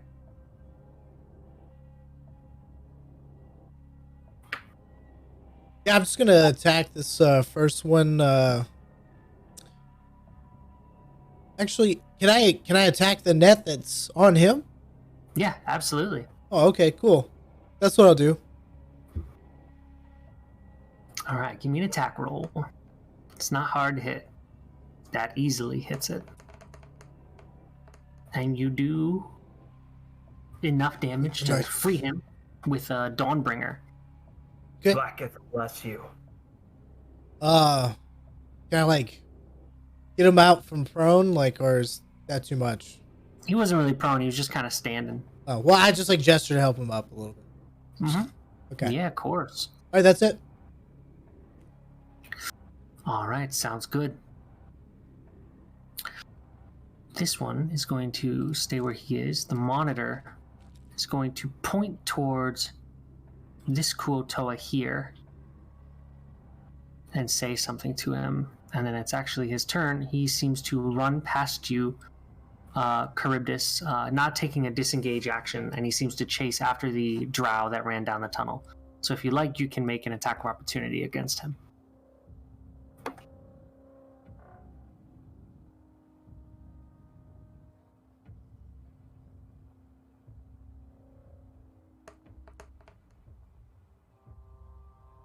A 19 will hit.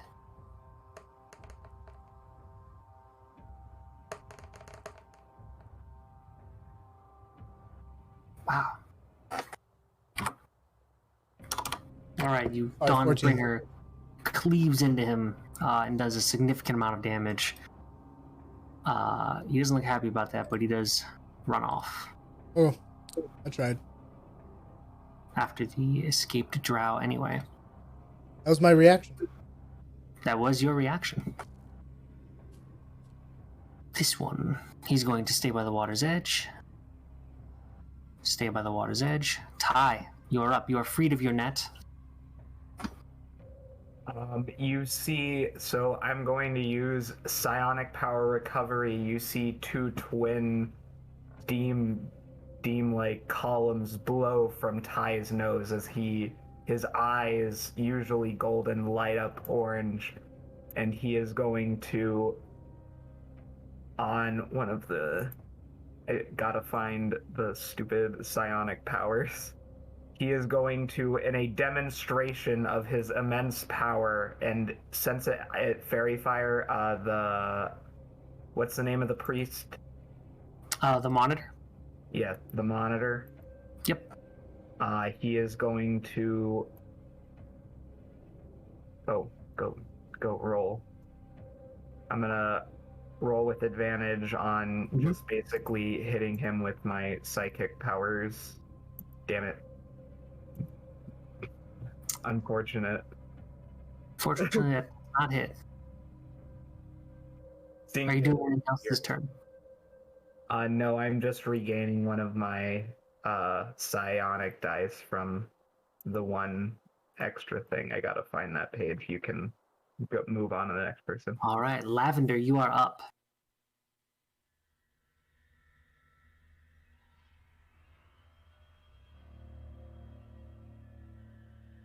I'm tempted to use the fireball. Hell yeah. If not now, you know what I mean? This is a perfect opportunity. Mm-hmm. Yeah, okay. Sure, why not? We will throw one at... I'll take one of my beads off and toss it at the monitor. All right. What's the radius on that thing? It's a 20-foot radius sphere. Would you like to maybe throw it past him? I would absolutely Yeah, I was love just to. doing some math on that, and I was like, I don't know if you really want to do that. I just I don't know if it like explodes halfway or... If you point it like right there, it could get like all 5 of these individuals, like the monitor and the 4 Kuotoa in front of Charybdis and Ty. Yeah, that's all day. Well, I don't see where you put a marker. So. Oh, I'm sorry. I believe it's like somewhere over here in the water as my thing goes up blue. Give me a second. Here. Yeah. I mean, you can get it right there. Oh, the circle's better, actually.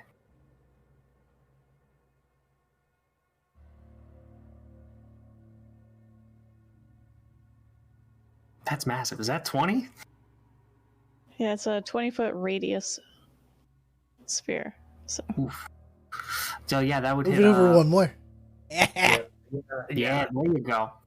Okay, so I need to make how many dexterity checks? Saves? 2, 3, 4, 5.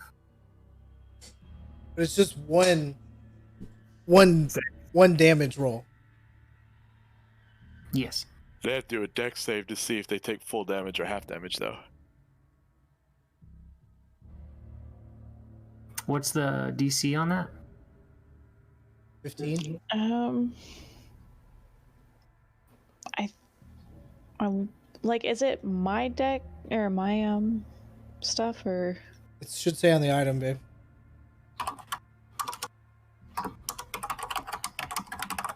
DC 15. Okay, so 1, 2, 3. 3 of them fail, 2 succeed, and the monitor fails as well. So roll me some damage. Cook me some dinner. Fish is on the menu. 8 D6s later.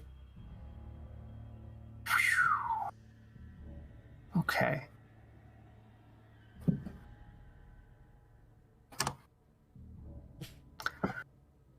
So an eruption of fire, basically. Well, yeah.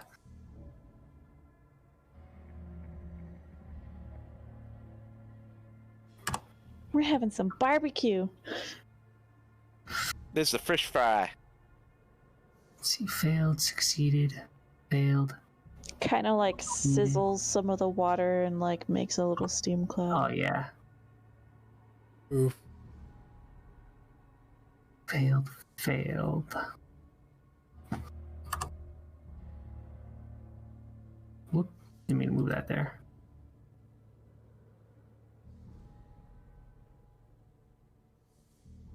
And the monitor failed too. Bye-bye.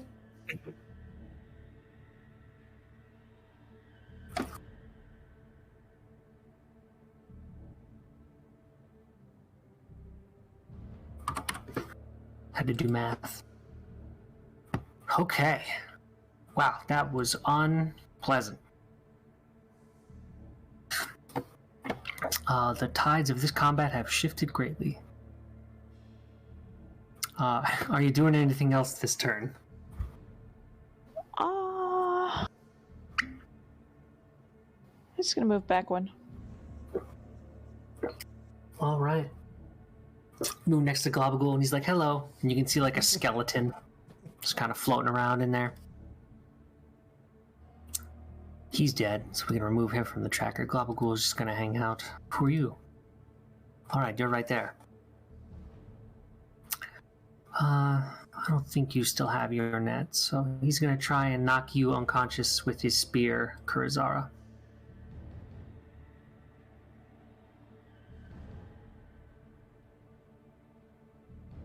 I don't believe a 5 will do it, though. Man, I am rolling poorly recently. Okay, Shay, you're up.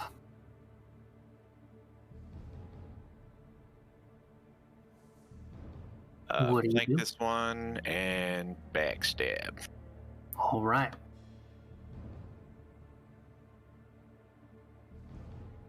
Lay it on me. 23. That will hit.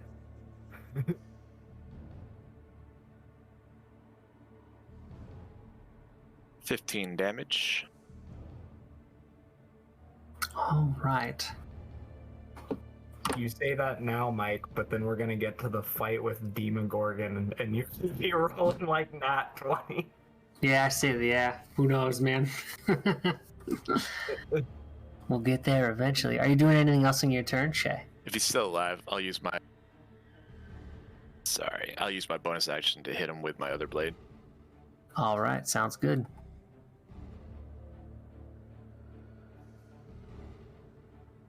It's 13 hit. 13 does hit them, actually. They have less armor than the drow. 5 damage. Okay. That one goes down. I'll use the rest of my movement to do a little dance. All right.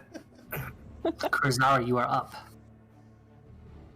Alright, seeing that these guys are taken care of, I'm going to Sacred Flame the monitor. All right. It's a save on my part, yes? Yeah, Dex. Gotta remember that. I got a 10. I think that's a failure, yes? That is a failure.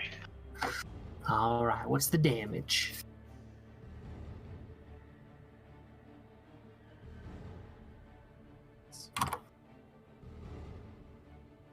Wow.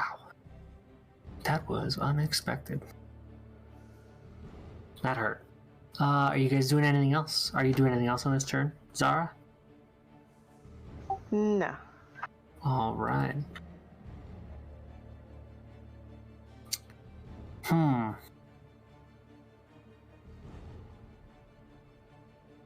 What are you gonna do, number 7? There's an explosion.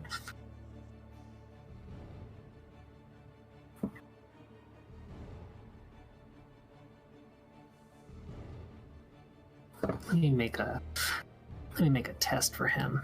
Let's see what he does.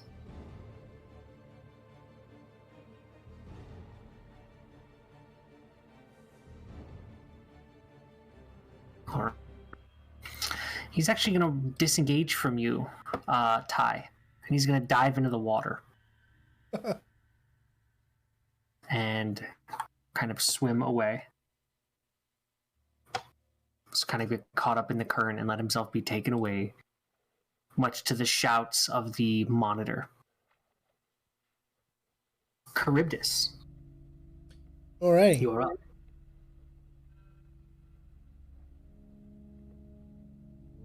Yeah, I'm gonna go. I'm gonna walk up to this guy right here, and I'm gonna attack the monitor. Okay. I'm gonna try to do not lethal damage. I'll declare that now. Okay. All right. I'm gonna question this guy. How do I shift? Right? I think so. It's I'm pretty sure that's a hit. I think I'm not getting updates. 1 sec. All What'd right. you roll? 15 and a 19 or 19. 15, yeah. Ooh. Yeah, those will hit. And 13 damage. Owie.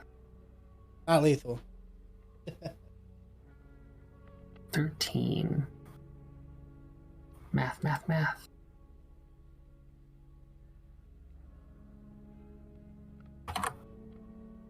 Well, that's not good.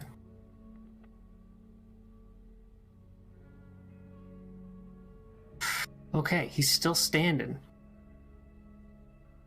Are you doing anything else on this turn? Nope. That's Negatron. Thank you.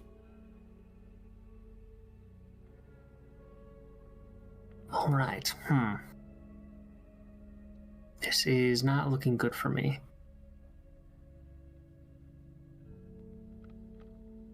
Not looking good at all. So,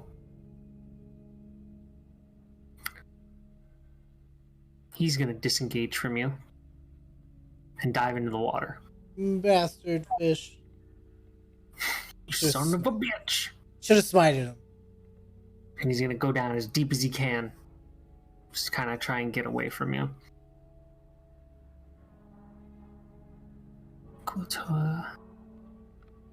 He's off trying to find that drow.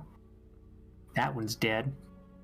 He's gonna come back, be like, "I found the oh shit." That one's dead. What happened? We're like eating him, like cooking up his friends. Ty, you are up. I will quickly sprint over towards the final Kuatoa, and I would like to hit him also non-lethally, to like get him to the point where I can talk to him. 26 will hit for sure. Yeah. Take 6 damage. That is just enough to bring him to unconsciousness. Yay! So, If that's the last guy, I slap some manacles on him. yeah, you definitely do. Huh. So you knock him unconscious. Do you guys want to take a quick bathroom break? Sure. Yeah. Yeah, it's fine. Real quick, cool beans. And Yes. then we will reconvene momentarily. I motion for Globagul to eat every body so that we don't have any of them around anymore. He We should eat one of them. We'll fillet them right now. For fish people, begins right? that task. I mean, I can do it. Yeah. You know, I'll season it with my alchemist supplies. And Yeah, Remember, Yanti eat humans, so you know. that's true. All right, I'll be right back. I is gonna give you a look at this comment about eating Sushi. sentient beings. you know, a bunny's got to eat.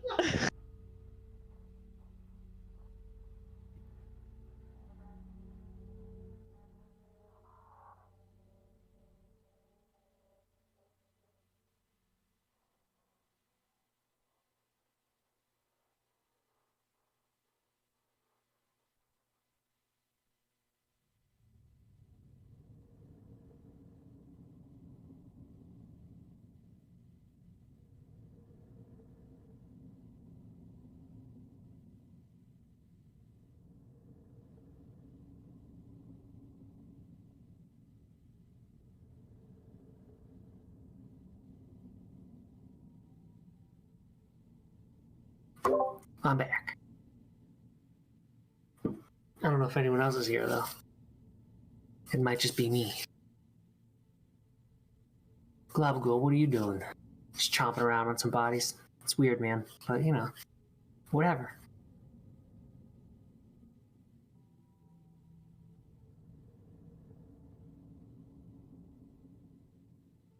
Très intéressant, no? I'm gonna disconnect and reconnect. Just so that way my stuff works, I think.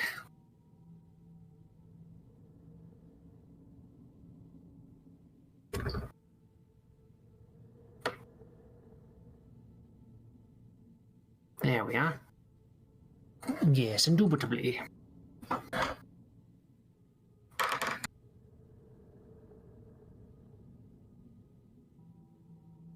Should be a good one, though. Should be a good adventure.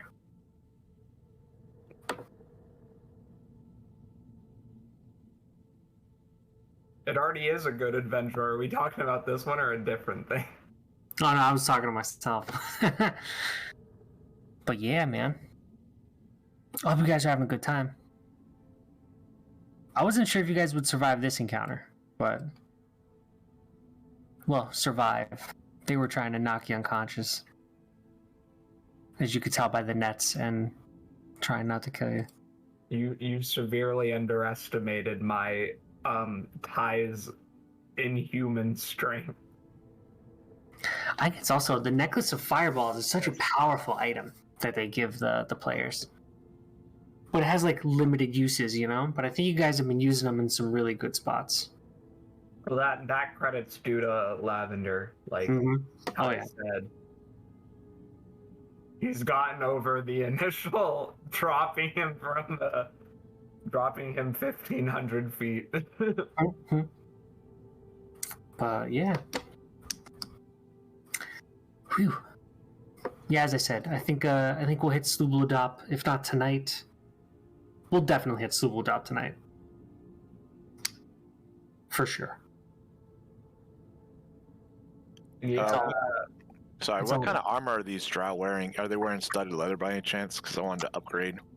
The drow are wearing... They're just wearing chain shirts. So nothing too fancy. I think it's only... From what I'm seeing, it's only like a +1 to the armor class.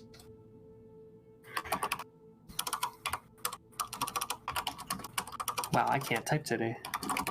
There we are.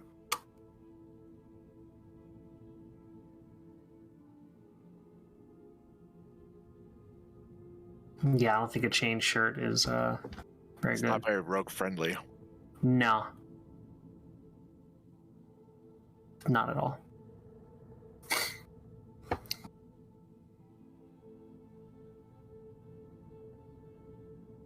As Globagool starts to slowly just pick up skeletons.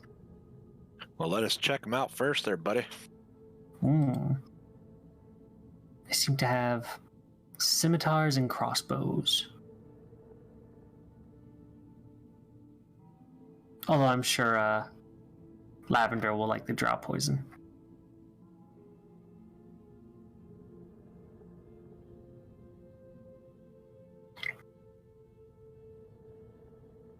Good old-fashioned drow poison. The Kuotawa, though, they don't have anything of value on them. They I just have... still have a bottle of drow poison from one. That's right. Picture. He just looks excited. I feel bad for killing. Today's the day. I'm gonna do a good Fighting job. mode or giving thumbs up. Yeah. He's like, I'm so excited. Good job killing them guys. But alas. Yeah, they just have spears and nets. Of which many of the nets are broken. And they're made from poor quality fishing line. And the spears seem more like a weapon used to hunt fish rather than,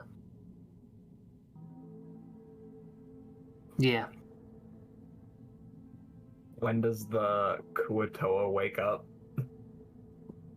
When everyone gets back from the bathroom. Oh, I thought everyone was back. Whoopsies.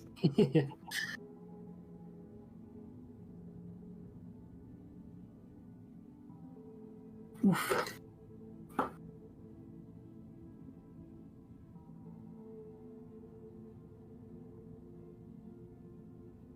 Yeah. I'm excited though. We're making some progress tonight.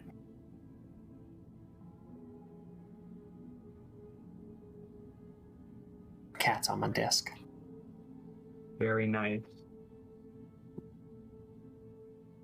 My cat's snoring, basically. I'm glad my cat's not the only cat that does that. I'm not sure if it's the same thing, but like she makes like a weird noise, and I don't know how to interpret it except as snoring. That's what happened the first time I heard my cat snarl. Like I was like, "Are you wheezing? Like, are you okay? Do you need to go to a vet?" And they're like, "Yeah, it's normal." I'm like, "Oh, all right. Okay then." Yeah, our male cat does that sometimes.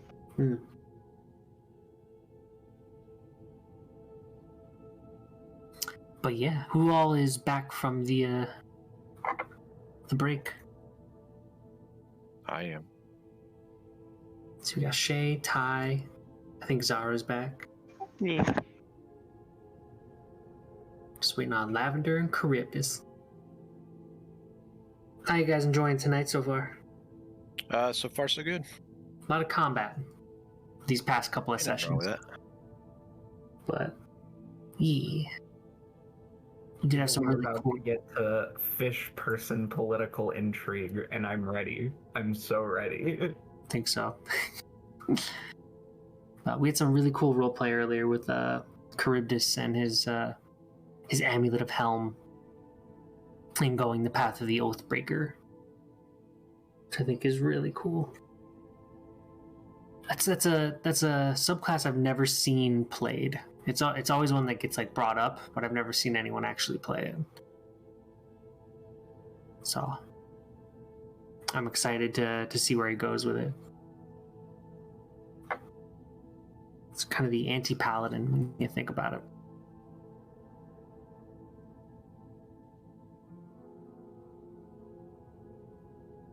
Yeah.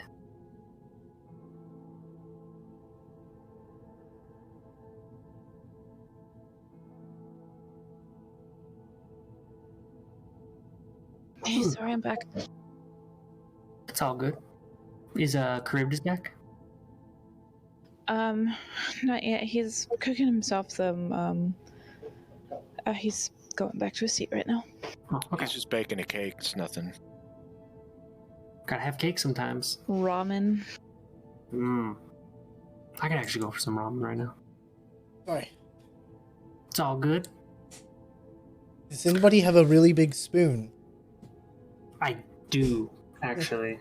But I don't think I can get it to you in time before your food cools off. No. I'm talking about the using the spoon to scale the fish Oh. for interrogation purposes. Oh. Why are you talking to a fish? Who cares?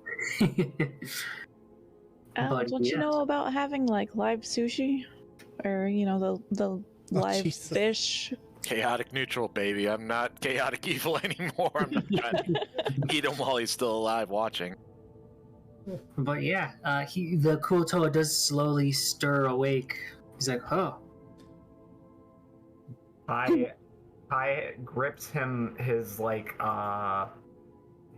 primitive outfit by his neck and glares down at him, knowing that he can clearly understand abyssal in some form. He points the center of his trident straight towards the boundary of where his neck meets his chest, and he looks him dead in the eye, a neutral expression on his face as his eyes turn to slits.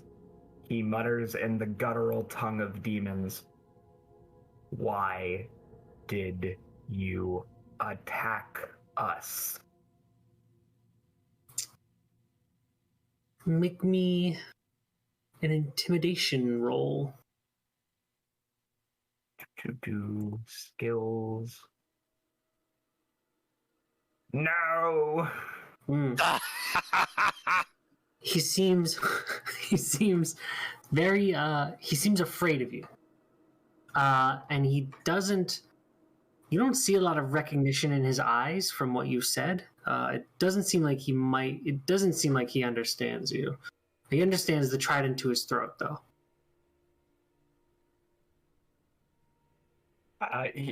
Ty's getting quickly annoyed, and if somebody doesn't stop him, he's probably gonna straight up stab this dude. What's the end game here, Ty? What are you trying to get out of this guy? What information do you think this thing has? He twists his head towards you. Clearly, he knows something about this Limo Gogan who sent them to hunt for us. Why They else? sent to hunt us or to fight the drow when we were just in the middle of it? When you say Limagugan, he kind of places his hands together in a strange prayer pose and then kind of bows his head. And he goes, Limagugan. I would like to repeat the Limagoogan back to him. Deception or something. He turns to you and he nods and he says, he nods and he speaks in broken undercommon. Okay. Which I believe Shay and Kurizara speak. Drow. I have it too. Oh, perfect. Yeah, he says, Limagugan, Deep Father. Just gonna ask, were you told to attack us or the other drow? Researching sacrifices. Oh. Huh. How's that working out for you? We almost find more, but they taken from us. What kind of group were these others? We were told there were 9 of them.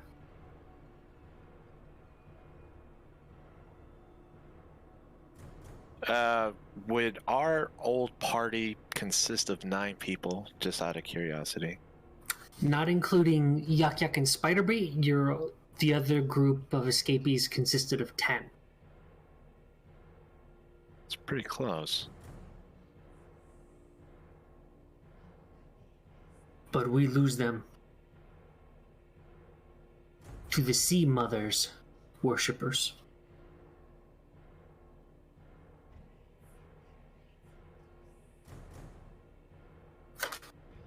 And he said the Sea Father.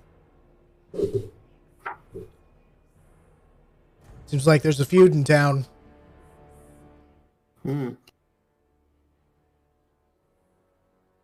Yes, he refers to the Sea Mother and the Deep Father. Ty would look over to Shay and then shake the Kuatoa a little bit. Is he telling you anything worthwhile now? Just that he was attacking us to be a sacrifice for the Sea Mother, or Deep Father, I think is what he said. And that they almost had a group of 9, which could have been our old party -1, but we're not quite sure. But they got taken from them by the Sea Mother or whatever.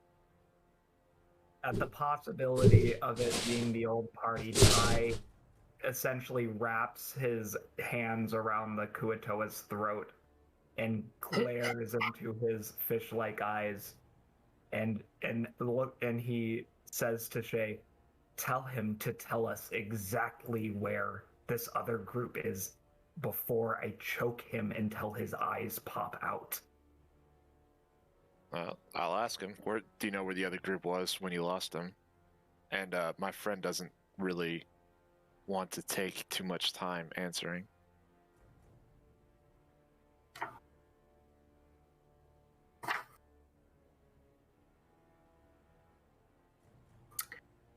He says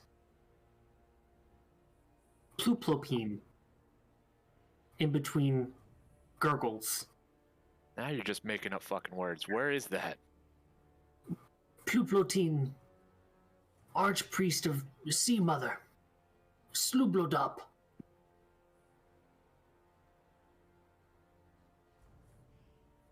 So they're in the town of Suplodop? Yes, somewhere. I'll let Ty know they're saying that they're in the town somewhere already.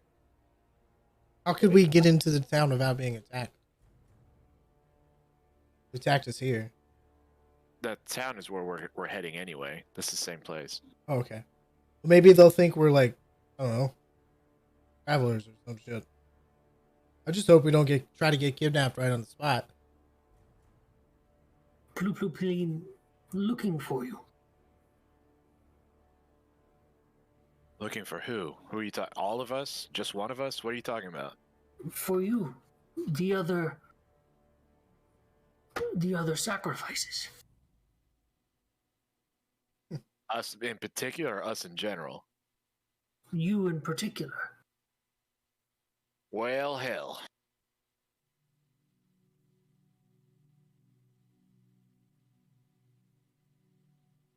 He nearby. How nearby are we talking? Like in that cave over there, or where? Maybe 3 hours away. Another cavern. We searched different spots. We don't like each other.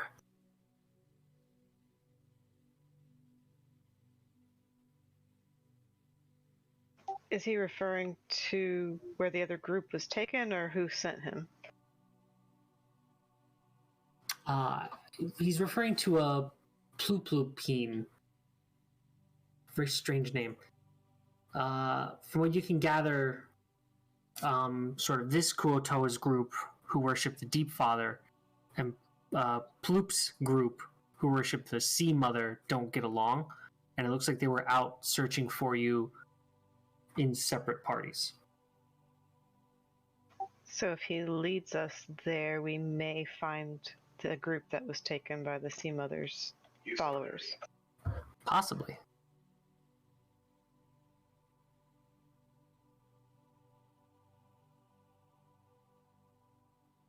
What do you guys think? Oh man, I'm always open to go into a cavern and kill things. That's like my jam. I mean, we got enough fireballs. It's in my wheelhouse. We need to get to Sloopladop immediately.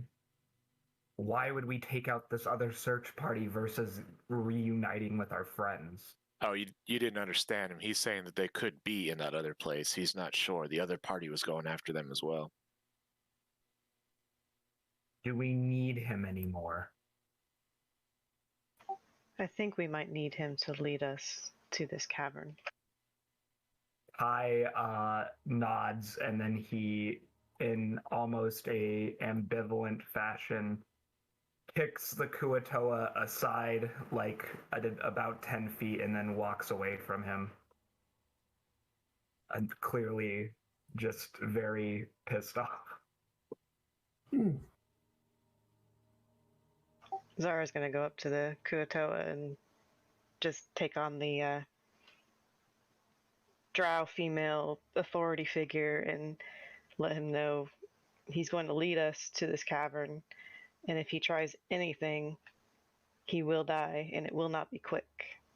Not to mistake our mercy for weakness. He nods and agrees. I follow. I take you to Archpriest Pluplupin.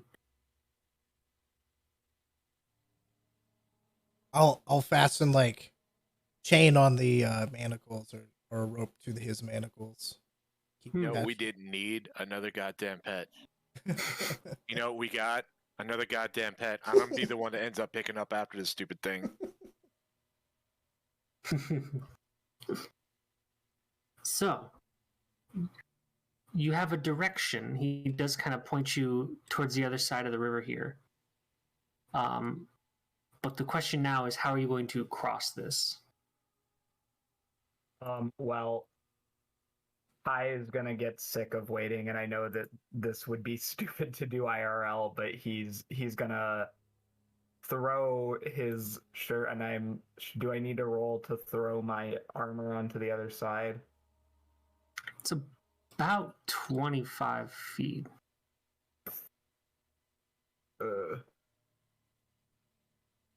You'd like to throw your armor? Yeah, he'd like to throw his armor and his tridents afterwards. Is the water moving currently, or is it still stagnant? It is moving. Yes. Fast? There's a not fast. Like, it wouldn't be the worst thing if you fell in, but it would be time. It would be time consuming to get out of it. And it is a kind of about 10 feet lower than the rim that you guys are standing on. Would it make sense that I should be able to swim across with a rope and then help people up with the other rope if I can make it over? You absolutely could.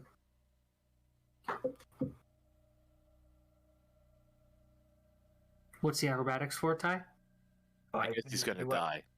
What do I need to roll for? I assume throwing, is that acrobatics or what is it? Strength. Okay. You're about to be naked. No! Oh shit, that is amazing. So, you do have inspiration. Inspiration. You roll another one, that shit's gone.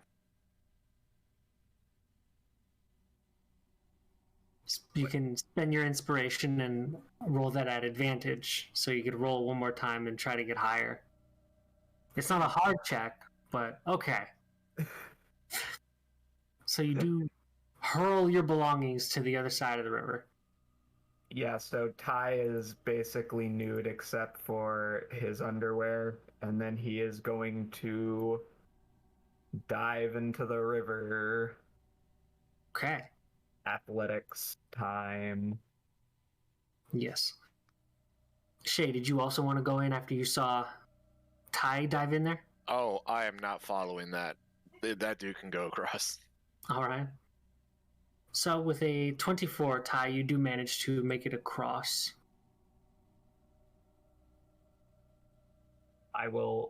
Do I need to roll a con for the temperature?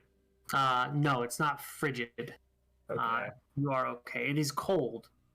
It would be unpleasant to spend any length of time in, but it's not so cold that you would. It's not so cold that it's going to affect you right now. Alright. So Ty is now going to throw one of the silken ropes, like one of the ends in the lasso shape across. All right. Make me another strength roll. 14.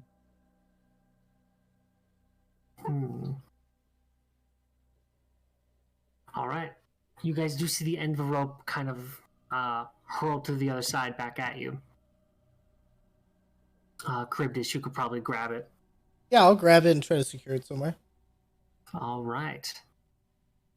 You guys will note that the kind of the fungi, kind of over along the edges here, do seem to have a bit of a sturdy kind of gait to them. They actually kind of crack the earth around the base of them, and they seem to grow into the rock slightly. Or grow out of it, I should say. That looks like a sturdier place than any. But yeah, Ty will move over and tie it to this large pink one so he doesn't have to keep hold of the rope. Okay. Now climb over. We worked on this, on how to talk to people. Well, He's not in the mood right now. Jinjar's in danger. I don't have time for this. oh, I'm the worst. I guess I'll try. If anyone doesn't else step up, I'll do. Is that athletics to cross? You can choose athletics or acrobatics. With the rope present, you can make this at advantage. Okay.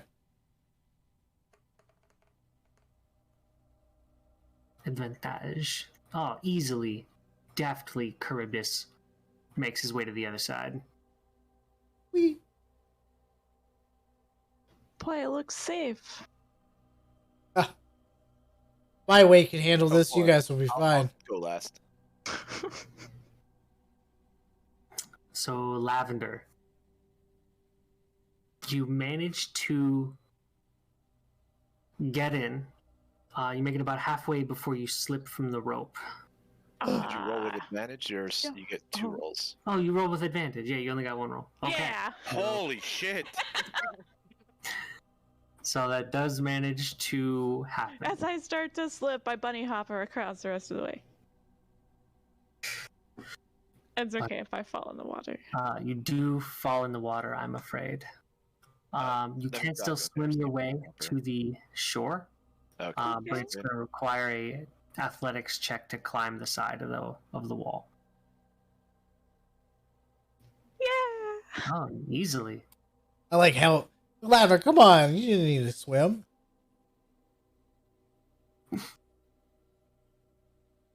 The fish man isn't sure what he's going to do. Just hurl him. It's pretty far. Did you put manacles on him? Can I take the manacles off? It's not like it really matters. Oh, no. Tie the rope around his manacle like he'd be one of the last people, and then just kind of like drag him to the other side. That's fair enough. I can do that. He does swim. Yeah, they are aquatic, so. All right, then. Who's going next? I'll be going next. All right.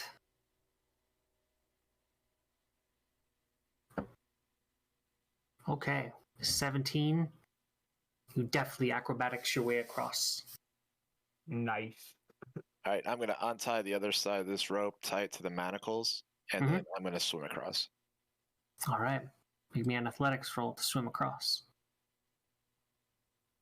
Or acrobatics. I know I had it with a 20, but I wanted to look just a little bit better. Oh, yeah.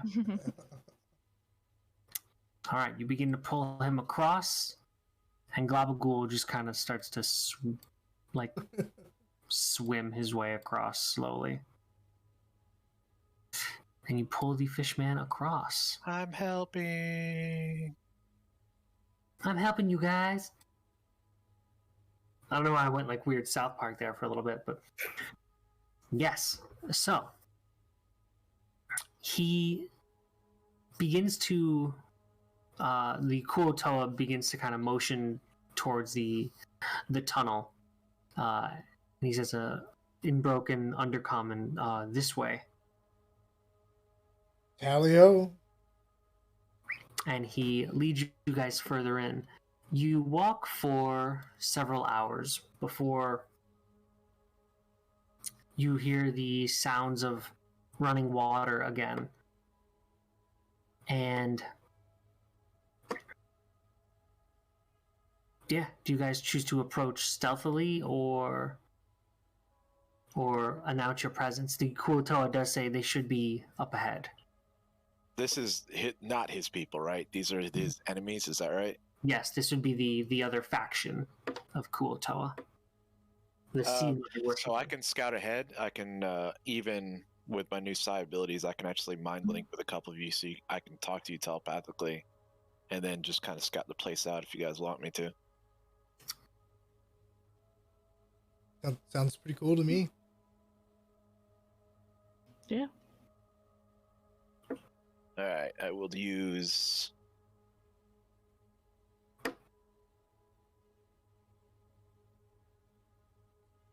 Psychic Whisper.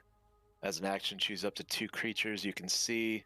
Roll 1 psychic energy dice, and for that number of hours equal to the number rolled, the chosen creature can speak telepathically with you, and you can speak telepathically with them as long as you're within 1 mile. You and the creature don't need to speak a common language just to even understand each other. First time you do this, it doesn't even use the side dice. That's nice. Ooh, nice. So I'll use my sister, and I'll use... Oh, I'm going to talk to Ty while I'm doing it, too. Okay. Absolutely. So, yeah. Are you going to go stealthily? I'm going to go as stealthy as I can. All right. Roll me a stealth roll. Dirty 20.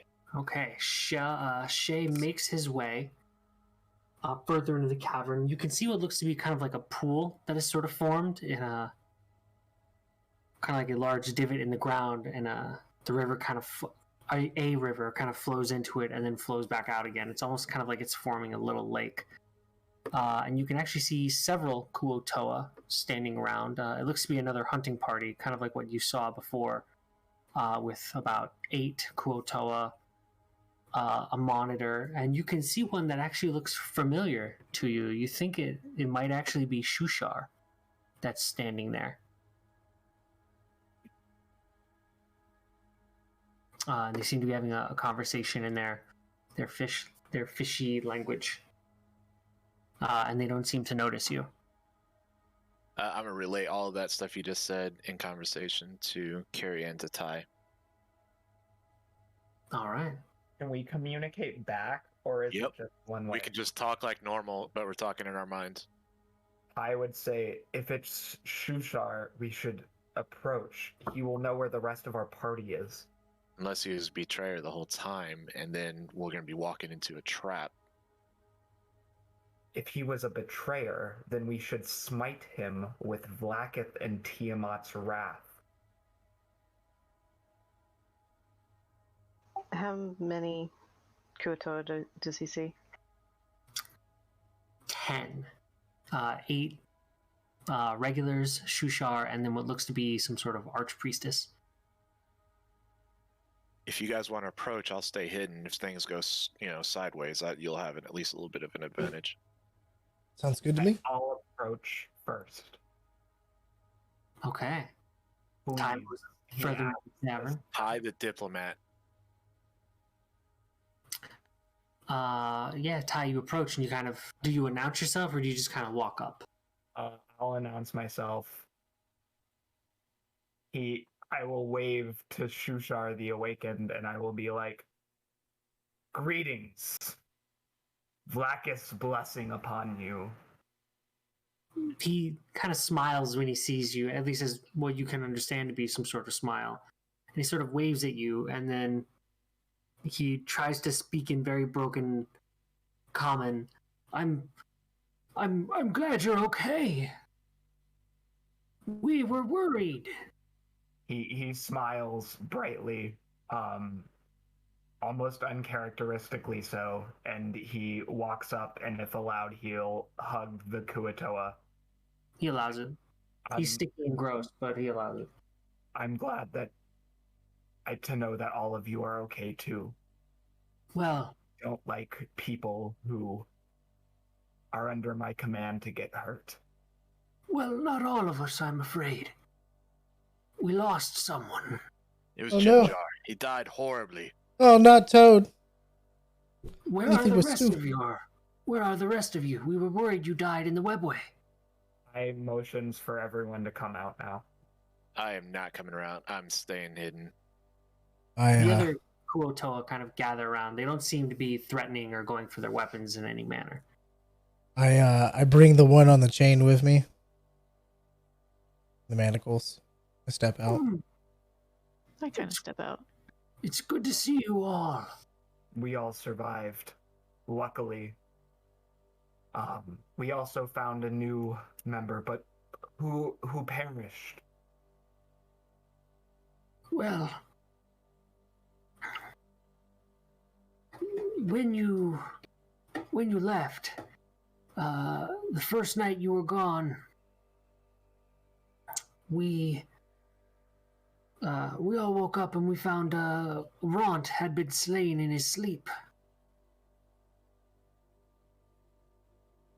Ront is dead. Yes, the orc fellow, I'm afraid. For a moment, it almost seems like Ty is about to have like tears in his eyes, but he rapidly hits his chest extremely hard and then sucks in a deep breath and nods forlornly. May he find peace in the astral sea.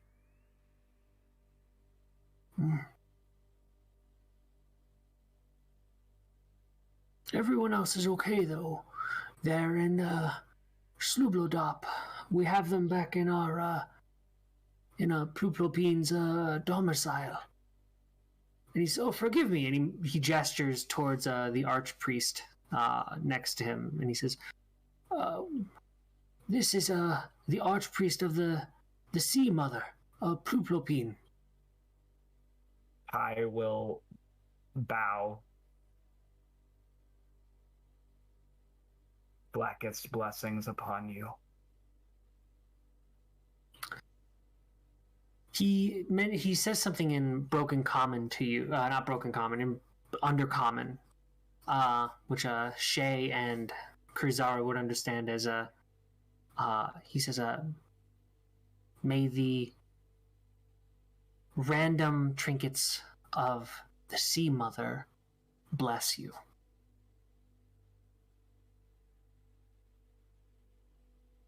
So, And just then he so vomits. yeah, so I don't take up all the scene as anyone else doing anything while I'm talking. I think you got it. I say I'm staying hidden, man. I am not popping out. Charybdis, who do you have there?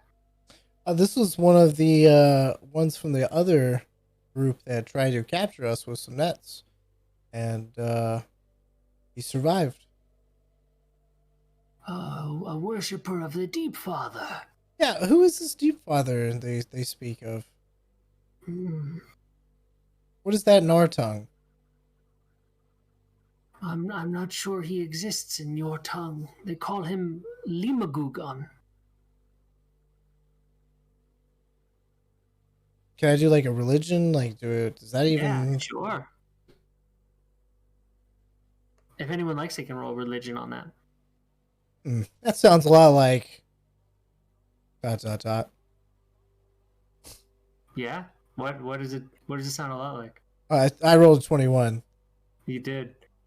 You want to know what it sounds a lot like? What? Limagugon sounds a lot like Demogorgon. Yeah, I didn't want to say that, but now my character is like, yeah, that's not good. Seems like we've got to and what was the mother? Would I know that religion, or do I need to roll another one? The Sea Mother. I'll give it to you with the 21 because that's okay. A really good roll. The Sea Mother is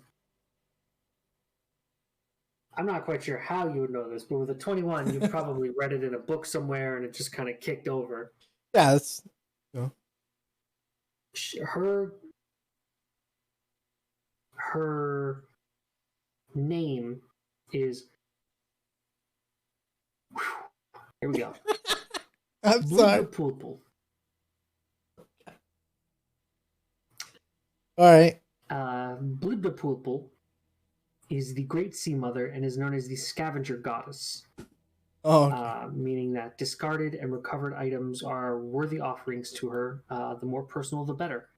Also, apparently, regurgitating is considered a sincere show of faith to her. Oh, It is a Kuotoa god, bumblebee tuna. in case that wasn't obvious, with the weird fish stuff. Also, why when he vomited in front of Ty, it wasn't like, ew, gross. They were like, yes, very respectful. Bumblebee tuna. That's super gross. All right. I explained that this is a. Oh, what? Led us to believe Oh, that you guys had captured the other group and for a sacrifice. We freed them from a hunting party of the Deep Fathers yesterday. you guys hear me now? Yeah, we can hear you. Sorry. No, you're good. But yeah, he says, we freed them yesterday from another hunting party while they were outside of Slubludop. So, Did you kill this other hunting party? Yes, unfortunately, violence between the two religious parties in our town is common. Was anyone injured? No. Most of our group remained unharmed. He nods coolly, and then he looks over at the Kuatoa they have captured and says, if any of them harm anyone in this group, including Shay, I will destroy them. Good. I understand. Trust me, they are on our side. I know you are on my side, but I must make you understand that violence is necessary in situations like this. I understand. And it's unfortunate, as I do so abhor violence, but I fear that Slublodop might be in grave danger. And we have a sort of plan that we need your help with. But it's best not to discuss it here. We should return to Slublodop first. What do you want to do with this captive here? We can bring him along. We have other prisoners of the Deep Father. We don't make sacrifices in the humanoid variety. Oh my gosh, what's that? oh god. He looks over and sees kind of Globagool slide up. That's Ty's new pet. It's a sentient gelatinous cube. What? How odd. He is quite nice. Try speaking with him. I think that you, Shushar, will appreciate his curiosity for the world. I have found him to be most pleasant. Indeed. Perhaps it will help me pass the time on the journey back. How far is it to Slublodop? About 4 hours. Oh, okay. We're very close. This water flows from the Dark Lake. How many ships do we have? I'm afraid nothing will leave the port without either Pluplopines or his daughters say so. So we must walk still. Yes. Shame. I was looking forward to captaining something, even if briefly. You may still get your chance. He smiles and nods. Come along. We have much to discuss, and I think Jim Jar would like to see you. His eyes widen like Valentine's Day special, baby. But yes, so you all good with going towards Slublodop? Absolutely. I want to see if I lost this bet or not. All right, so some nice artwork. Ooh. You slowly approach Slublodop.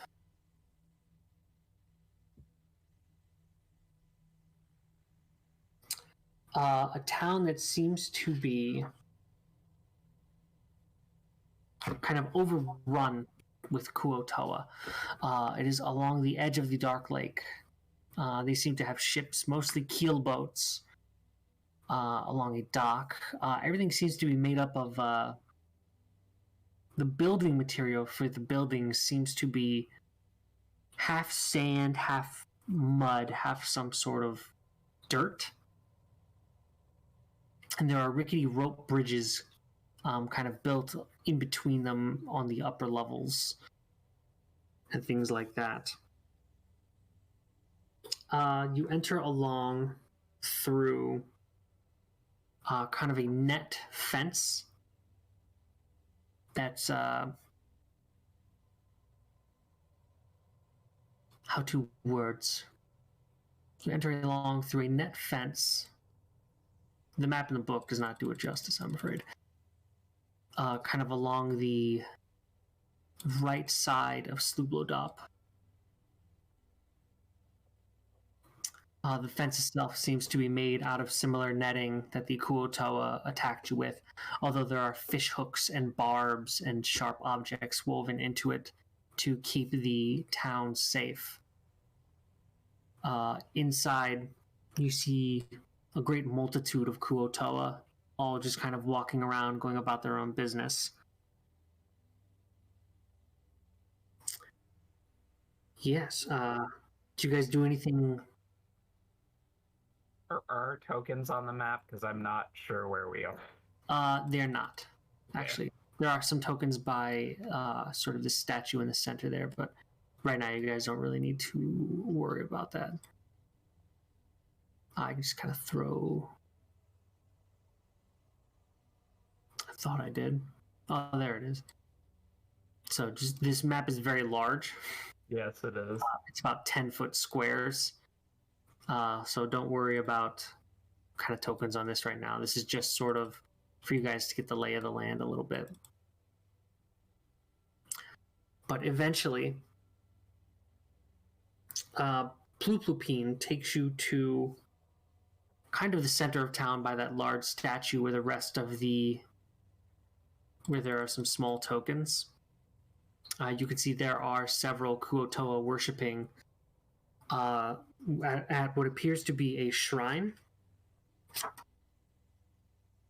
It is a 9-foot tall statue. Its body is roughly carved from some kind of wood in the shape of a humanoid female. Its heads and forearms are formed from the severed head and claws of a giant albino crayfish. These parts seem to be lashed on with strands of gut and emit an overpowering stench of rotting shellfish. Shells, brightly colored stones, mushrooms, and rotting fish are all piled at the statue's feet and strung in garlands around its neck. There appear to be 4 stern Kuotoa slowly circling the statue. They seem to be keeping guard. And a few others are milling about, gazing up at the statue and bowing repeatedly while chanting, sometimes pulling things out of pockets, placing it at the statue's feet. And every so often they regurgitate at the statue's feet. This is the shrine of the Sea Mother. Do you sort of directly in the center of the town. Pluplopine, the archpriest, will turn to you. You can tell he seems older in appearance. Not quite as old as Shushar, but definitely older than many of the other Kuotoa in the area. And he says, in Broken Common, not Broken Common, Broken Undercommon, so I suppose only Shay and Curry again would be able to understand, but he says, or no, Charybdis, you have Undercommon as well, yes? That's correct. Yes. So you would understand as well. He says, if you wish, you can make an offering here to the Sea Mother before you meet your compatriots. And I know that it was the more personable, the better. That's what you said earlier. Yes. Discarded and recovered items are worthy offerings for her. So anything weird, it doesn't necessarily have to be of value as long as it is of personal significance. Oh. If you so choose. Karazar is going to take out an amulet, which is the one that she removed to dispel her disguise, and it's now cracked, and she's going to leave it as an offering. I will place my old longsword as I have ascended my own weapon from being a knighted. Since now Dawnbringer brings me light. Yeah. Pluplopine nods. She seems to be very pleased. I, kind of misinterpreting the situation, will walk up to the altar and look at all the fish who have previously vomited, and he will let out a long sigh, and then he'll look up to the sky, towards the ceiling, and be like, "For Vlaakith, I will do it." And then he bends down and forces himself to throw up. Oh man, the other Kuotoa around you, like, cheer in their weird fish language and applaud. He's like dry heaving, he can't get it out. They're like, yes! It's one thing I can't stand is somebody who throws up. It just makes me laugh. I don't know why. I can't see someone throw up in real life. It just makes me laugh. It's terrible. I can't watch it. I start to throw up. I'm like, oh no. It's just a chain reaction for me. I mean, Yeah. It's so bad. Like, I remember when... Anyways, never mind. I won't say that. It was just bad. It felt bad. But, yes, and Pluplopine will look at you, Ty, and he'll nod, and he'll be like, very respectful. He gets up and wipes his lips and, nods. I hand him, some ration water. Here you go, man. You're braver than most. Is anyone else bring offerings to the Sea Mother Shrine? Yeah, I have my old deck of playing cards, and I'll throw it in the pile. Ooh. I knew he had 5 aces. Well, now I got 2. I'll give him a vial. Ooh. All right. Very good. Now, then Pluplopine kind of gestures towards a hovel, as it is, kind of nearby. Slowly, he opens kind of a rickety stick door that's kind of lashed together with rope. And he gestures inside. Huh. When in Rome, folks. Yeah, I'll follow. Yeah, I'll go inside. Inside, you can see your compatriots, your fellow escapees. I completely feel like we're safe here. They kind of look up at you, and you can see Jim Jar sitting next to Sareth, and he looks up and he says, I told you they'd be back, and 20 gold. And Sareth rolls his eyes, and he's like, ugh. Wait, he rolled to say that they would make it? Or would make it. Jintar had a bet that you would be alive. No. I give.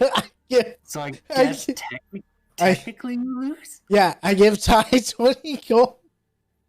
All right, I tell Zara, give him his 20 gold, please. Yeah, Ty gets 20 gold. But you get an onyx stone, a large one worth about 20 gold. Okay. So yeah, and you can see your entire party members in there, all 6 of them. I give Stool a hug.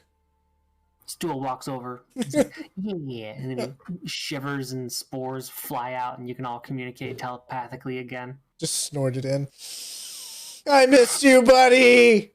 Oh. I missed you too. I will run up to Jim Jar and like get on his knees and like hug him very tightly, almost sobbing. It's like, oh, all right, man. I knew you were okay. We had some mishaps. What happened? Well, I'm sure Shushar told you. The first night you guys were gone, we woke up and someone killed Ron. Yes, he told us that. Yeah. Were there And any then- leads? We were discussing it. Someone bandied out the idea that it might have been Eldith, the dwarf, but I don't know. Didn't fit right. She was just as shocked as everyone else. While we were having an argument about it, after we made our way out of the Silken Path, that is, that's when we slept for the night. While we were having an argument about it,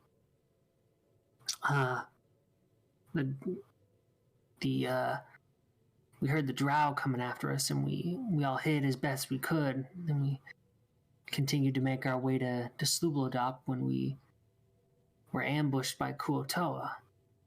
After that, Shushar's friend here, Pluplopine, I think that's how you say his name, they rescued us and brought us here. They That was treated just- you nicely? Yeah, for the most part. That was yesterday. And then tonight we went to bed and we woke up and Topsy and Turvy were gone. What? They just disappeared. All their stuff's gone too. Ty stands up and like his hands, you see his like fingernails dig to the point of bleeding into the sides of his head as he like stares on in disbelief. He hangs his head in shame and starts muttering to himself, Istik, Istik. He's very unhappy. We think they're okay. We think they just kind of struck out on their own. I think that was the their idea plan. was just to get free from the prison. After that, you guys can go do your own thing. Yeah. But we're a crew. I guess it was always them two against the world. Maybe that was their last stop of us. Maybe. Apparently they're fleeing Blingden Stone. Something about them being lycanthropes of some sort. Yeah, we're aware. So were they. Ba-da-ba. Hey, I'll wear. All right. I didn't catch that one. But yeah, so they beat heat in the middle of the night. I haven't heard anything about them getting captured, so I'm assuming they made it. Well, at least as many people as possible are here. What the hell is that thing? Oh, this is a Globagul. He is a fascinating being. He's a ooze who has gained sentience. Huh. Much like you, I find him very fascinating, albeit in a very different different way. I want to emphasize. Is that a drow skeleton? Yes. Thumbs up the skeleton, like inside of him. Yeah, it's just a bone now. Gives him the Terminator floating downward thumbs up. Yeah. Well, I'm okay. Well, I'm glad you guys are okay. Sarah throws me 20 gold. He thought you were dead. I would think we were dead too, if I were you. But we had some excellent help. Lavender more than proved herself twice in fending things off. And I suppose, begrudgingly, I have to give a thanks to Shay, for he tried to rescue me. God, you almost had it there. I mean, you were so fucking close. You're getting there, though. That's better than we were. Well, I suppose that's good.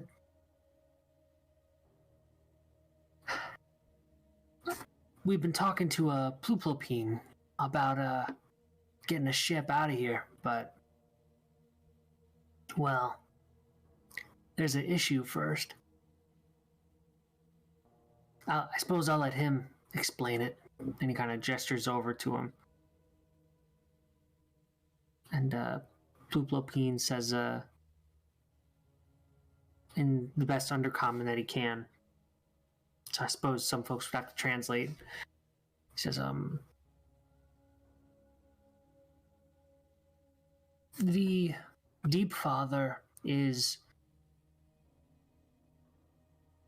a dangerous cult that is growing in Slubludop.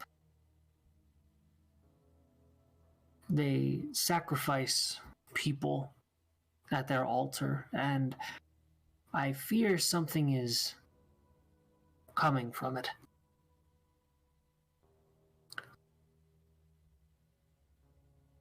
I want to use you as bait to put a stop to that. Shit. If it will save people, then it is my honor-bound duty to assist. But in exchange, I would like a ship of my own.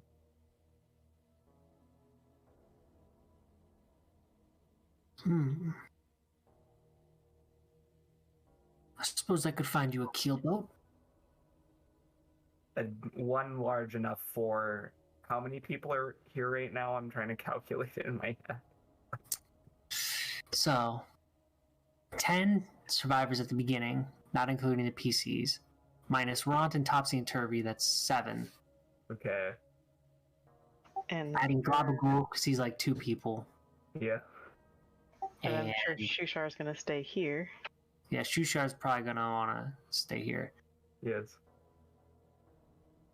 I'd say 9 folks. Yeah, for 9. For 9.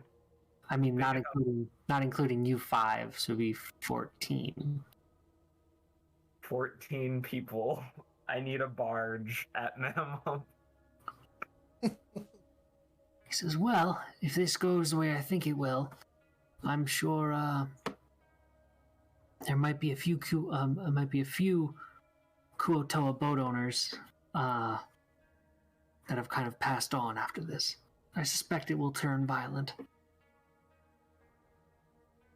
So be it. Murder time. Oh, she said this was going to be a meat grinder. That's all I'm hearing is the shit's hitting the fan. The shit's hitting the fan in the Underdark. There's demons and... That's all, Politics. Oh my goodness. that's all it is. But again, through the Dark Lake, you can get just about anywhere. I can't guarantee your boat will be made of something good, but it'll float. I was a captain for I was first mate for many years. My captain died before it was necessary, but I know landlubber when it comes to the ways of the water. Good. The Dark Lake is a dangerous waterway. There's one more thing. The Archpriest of the Deep Father, the one who's started this cult, the one that's made it grow in power, it's my daughter. Da da da. Well, hell. I think we're going to have to kill her. Oh, Is there no other way? I've tried talking to her, but her faith seems secured in this new Deep Father Limagugan.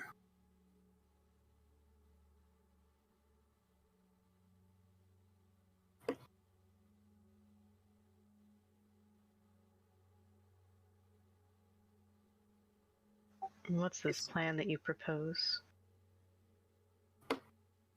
I propose we bring you to the shrine of the Deep Father, present you as a peace offering to quell the violence in Slublodop. And then, when they move towards you to sacrifice you, we strike. Take out the priestess, and the whips, and all the other Kuotoas in the area, and we destroy the shrine of the Deep Father. Cut off the head of the snake, as it were.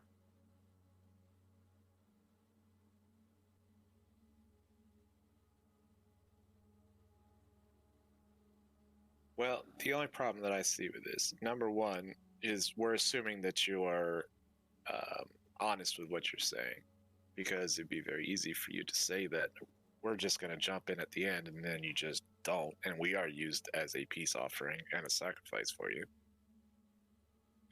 Two, you're also hoping that whoever comes to take the sacrifice, we can beat easily. How do you know what's going to be showing up to pick us up? They have several monitors, a Kuotoa whip, which is like a one of our warriors, and just several worshippers and the archpriest. From what I'm told, you've already defeated several Kuotoa earlier. And you will have your weapons on you. We won't take them from you. If he wanted, he could have led us straight there without telling us any sort of plan whatsoever. I see no reason not to believe him, plus Shushar was on his side. You're speaking like a devoted follower, and that's fine. There's nothing wrong with that. But I'm speaking as a rogue that hides in the shadows. And if somebody tells you something, your first thing you need to do is question it. Perhaps you could lie in wait. Oh, I was definitely not going to be a sacrifice. There was no way that was going to happen. Mm. You guys can be sacrifices, and I'll lie and wait. I think the best move would be to have Charybdis and myself serve as the sacrifices, and you, Kurizara, and Lavender can flank from the sides in disguise. The sacrifice would have to be substantial. I fear 2 people might not be enough, and I don't want to use any of your compatriots. Kurizara, with your insight, you'd think you can't really gauge whether or not he's telling the truth. Mind if I take an insight on him? Yeah, absolutely. Anyone can choose to insight this, if they so choose. 16, he lying? You get the sense that he's being honest, Shay. Same thing with you, Charybdis.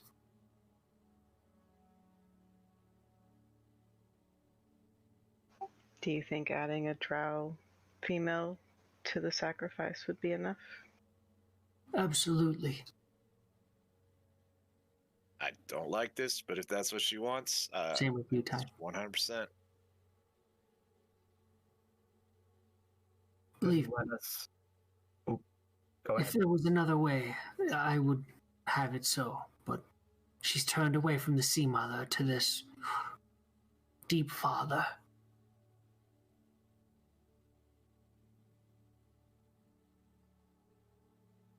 Sacrifices sometimes have to be made. And I understand your pain, but if she's causing your community harm, then I see no reason why we should not execute her. And that will be what it will be, I suppose.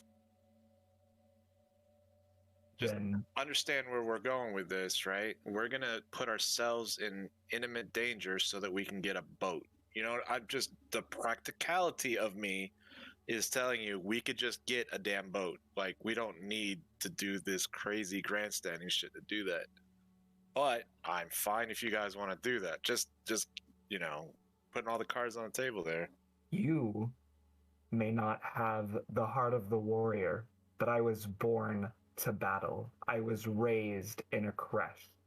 Every day I have trained in order to hone my body into a war machine. Fighting does not scare me, and I will not run Fighting, away. that scares me. It's putting yourself into a battle that's unnecessary. What are you willing to sacrifice? What hill are you willing to die on? Is this the hill you want to die on? To save others, to help a community, to save our comrades? Yes, that is the hill I am willing to die on. Comrades right there. We're not saving anybody. We could buy a boat and leave right now with our comrades. We don't have to save them. They're saved. No, but I hate to admit it, but I have to agree with Ty here. The Dark Maiden would not want me to leave these people to be sacrificed. Lavender, Ribdis, what are you guys thinking?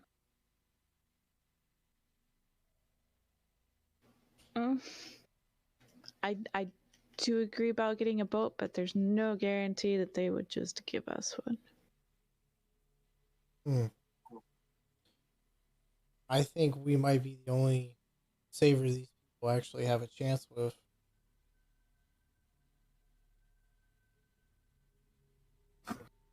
And to fight the evil, says Dawnbringer. And to fight the evil. Yes. So if you wish to skulk in the shadows and be, and he does point at your. I want to make sure that OOC, you know, I'm not saying this to you as a person. No, you're fine. I honestly, I want to go do this thing, but as a rogue, it would be hard to justify it. He's going to like press his finger into your chest, like angrily, like staring you down. He's like, if you want to be craven and skulk in the shadows, that's fine for you. But for me, I was born to be Vlaakith's servant. I was born to save others. I was born to fight. And if this is the people of this town that you've never met before. What does it matter? I haven't met you before 10 days ago. Yet I would still expend myself to try and save you despite how much headache you cause.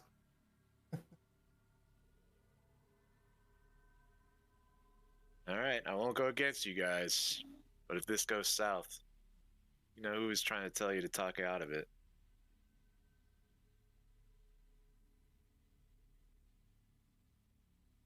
Pluplopine.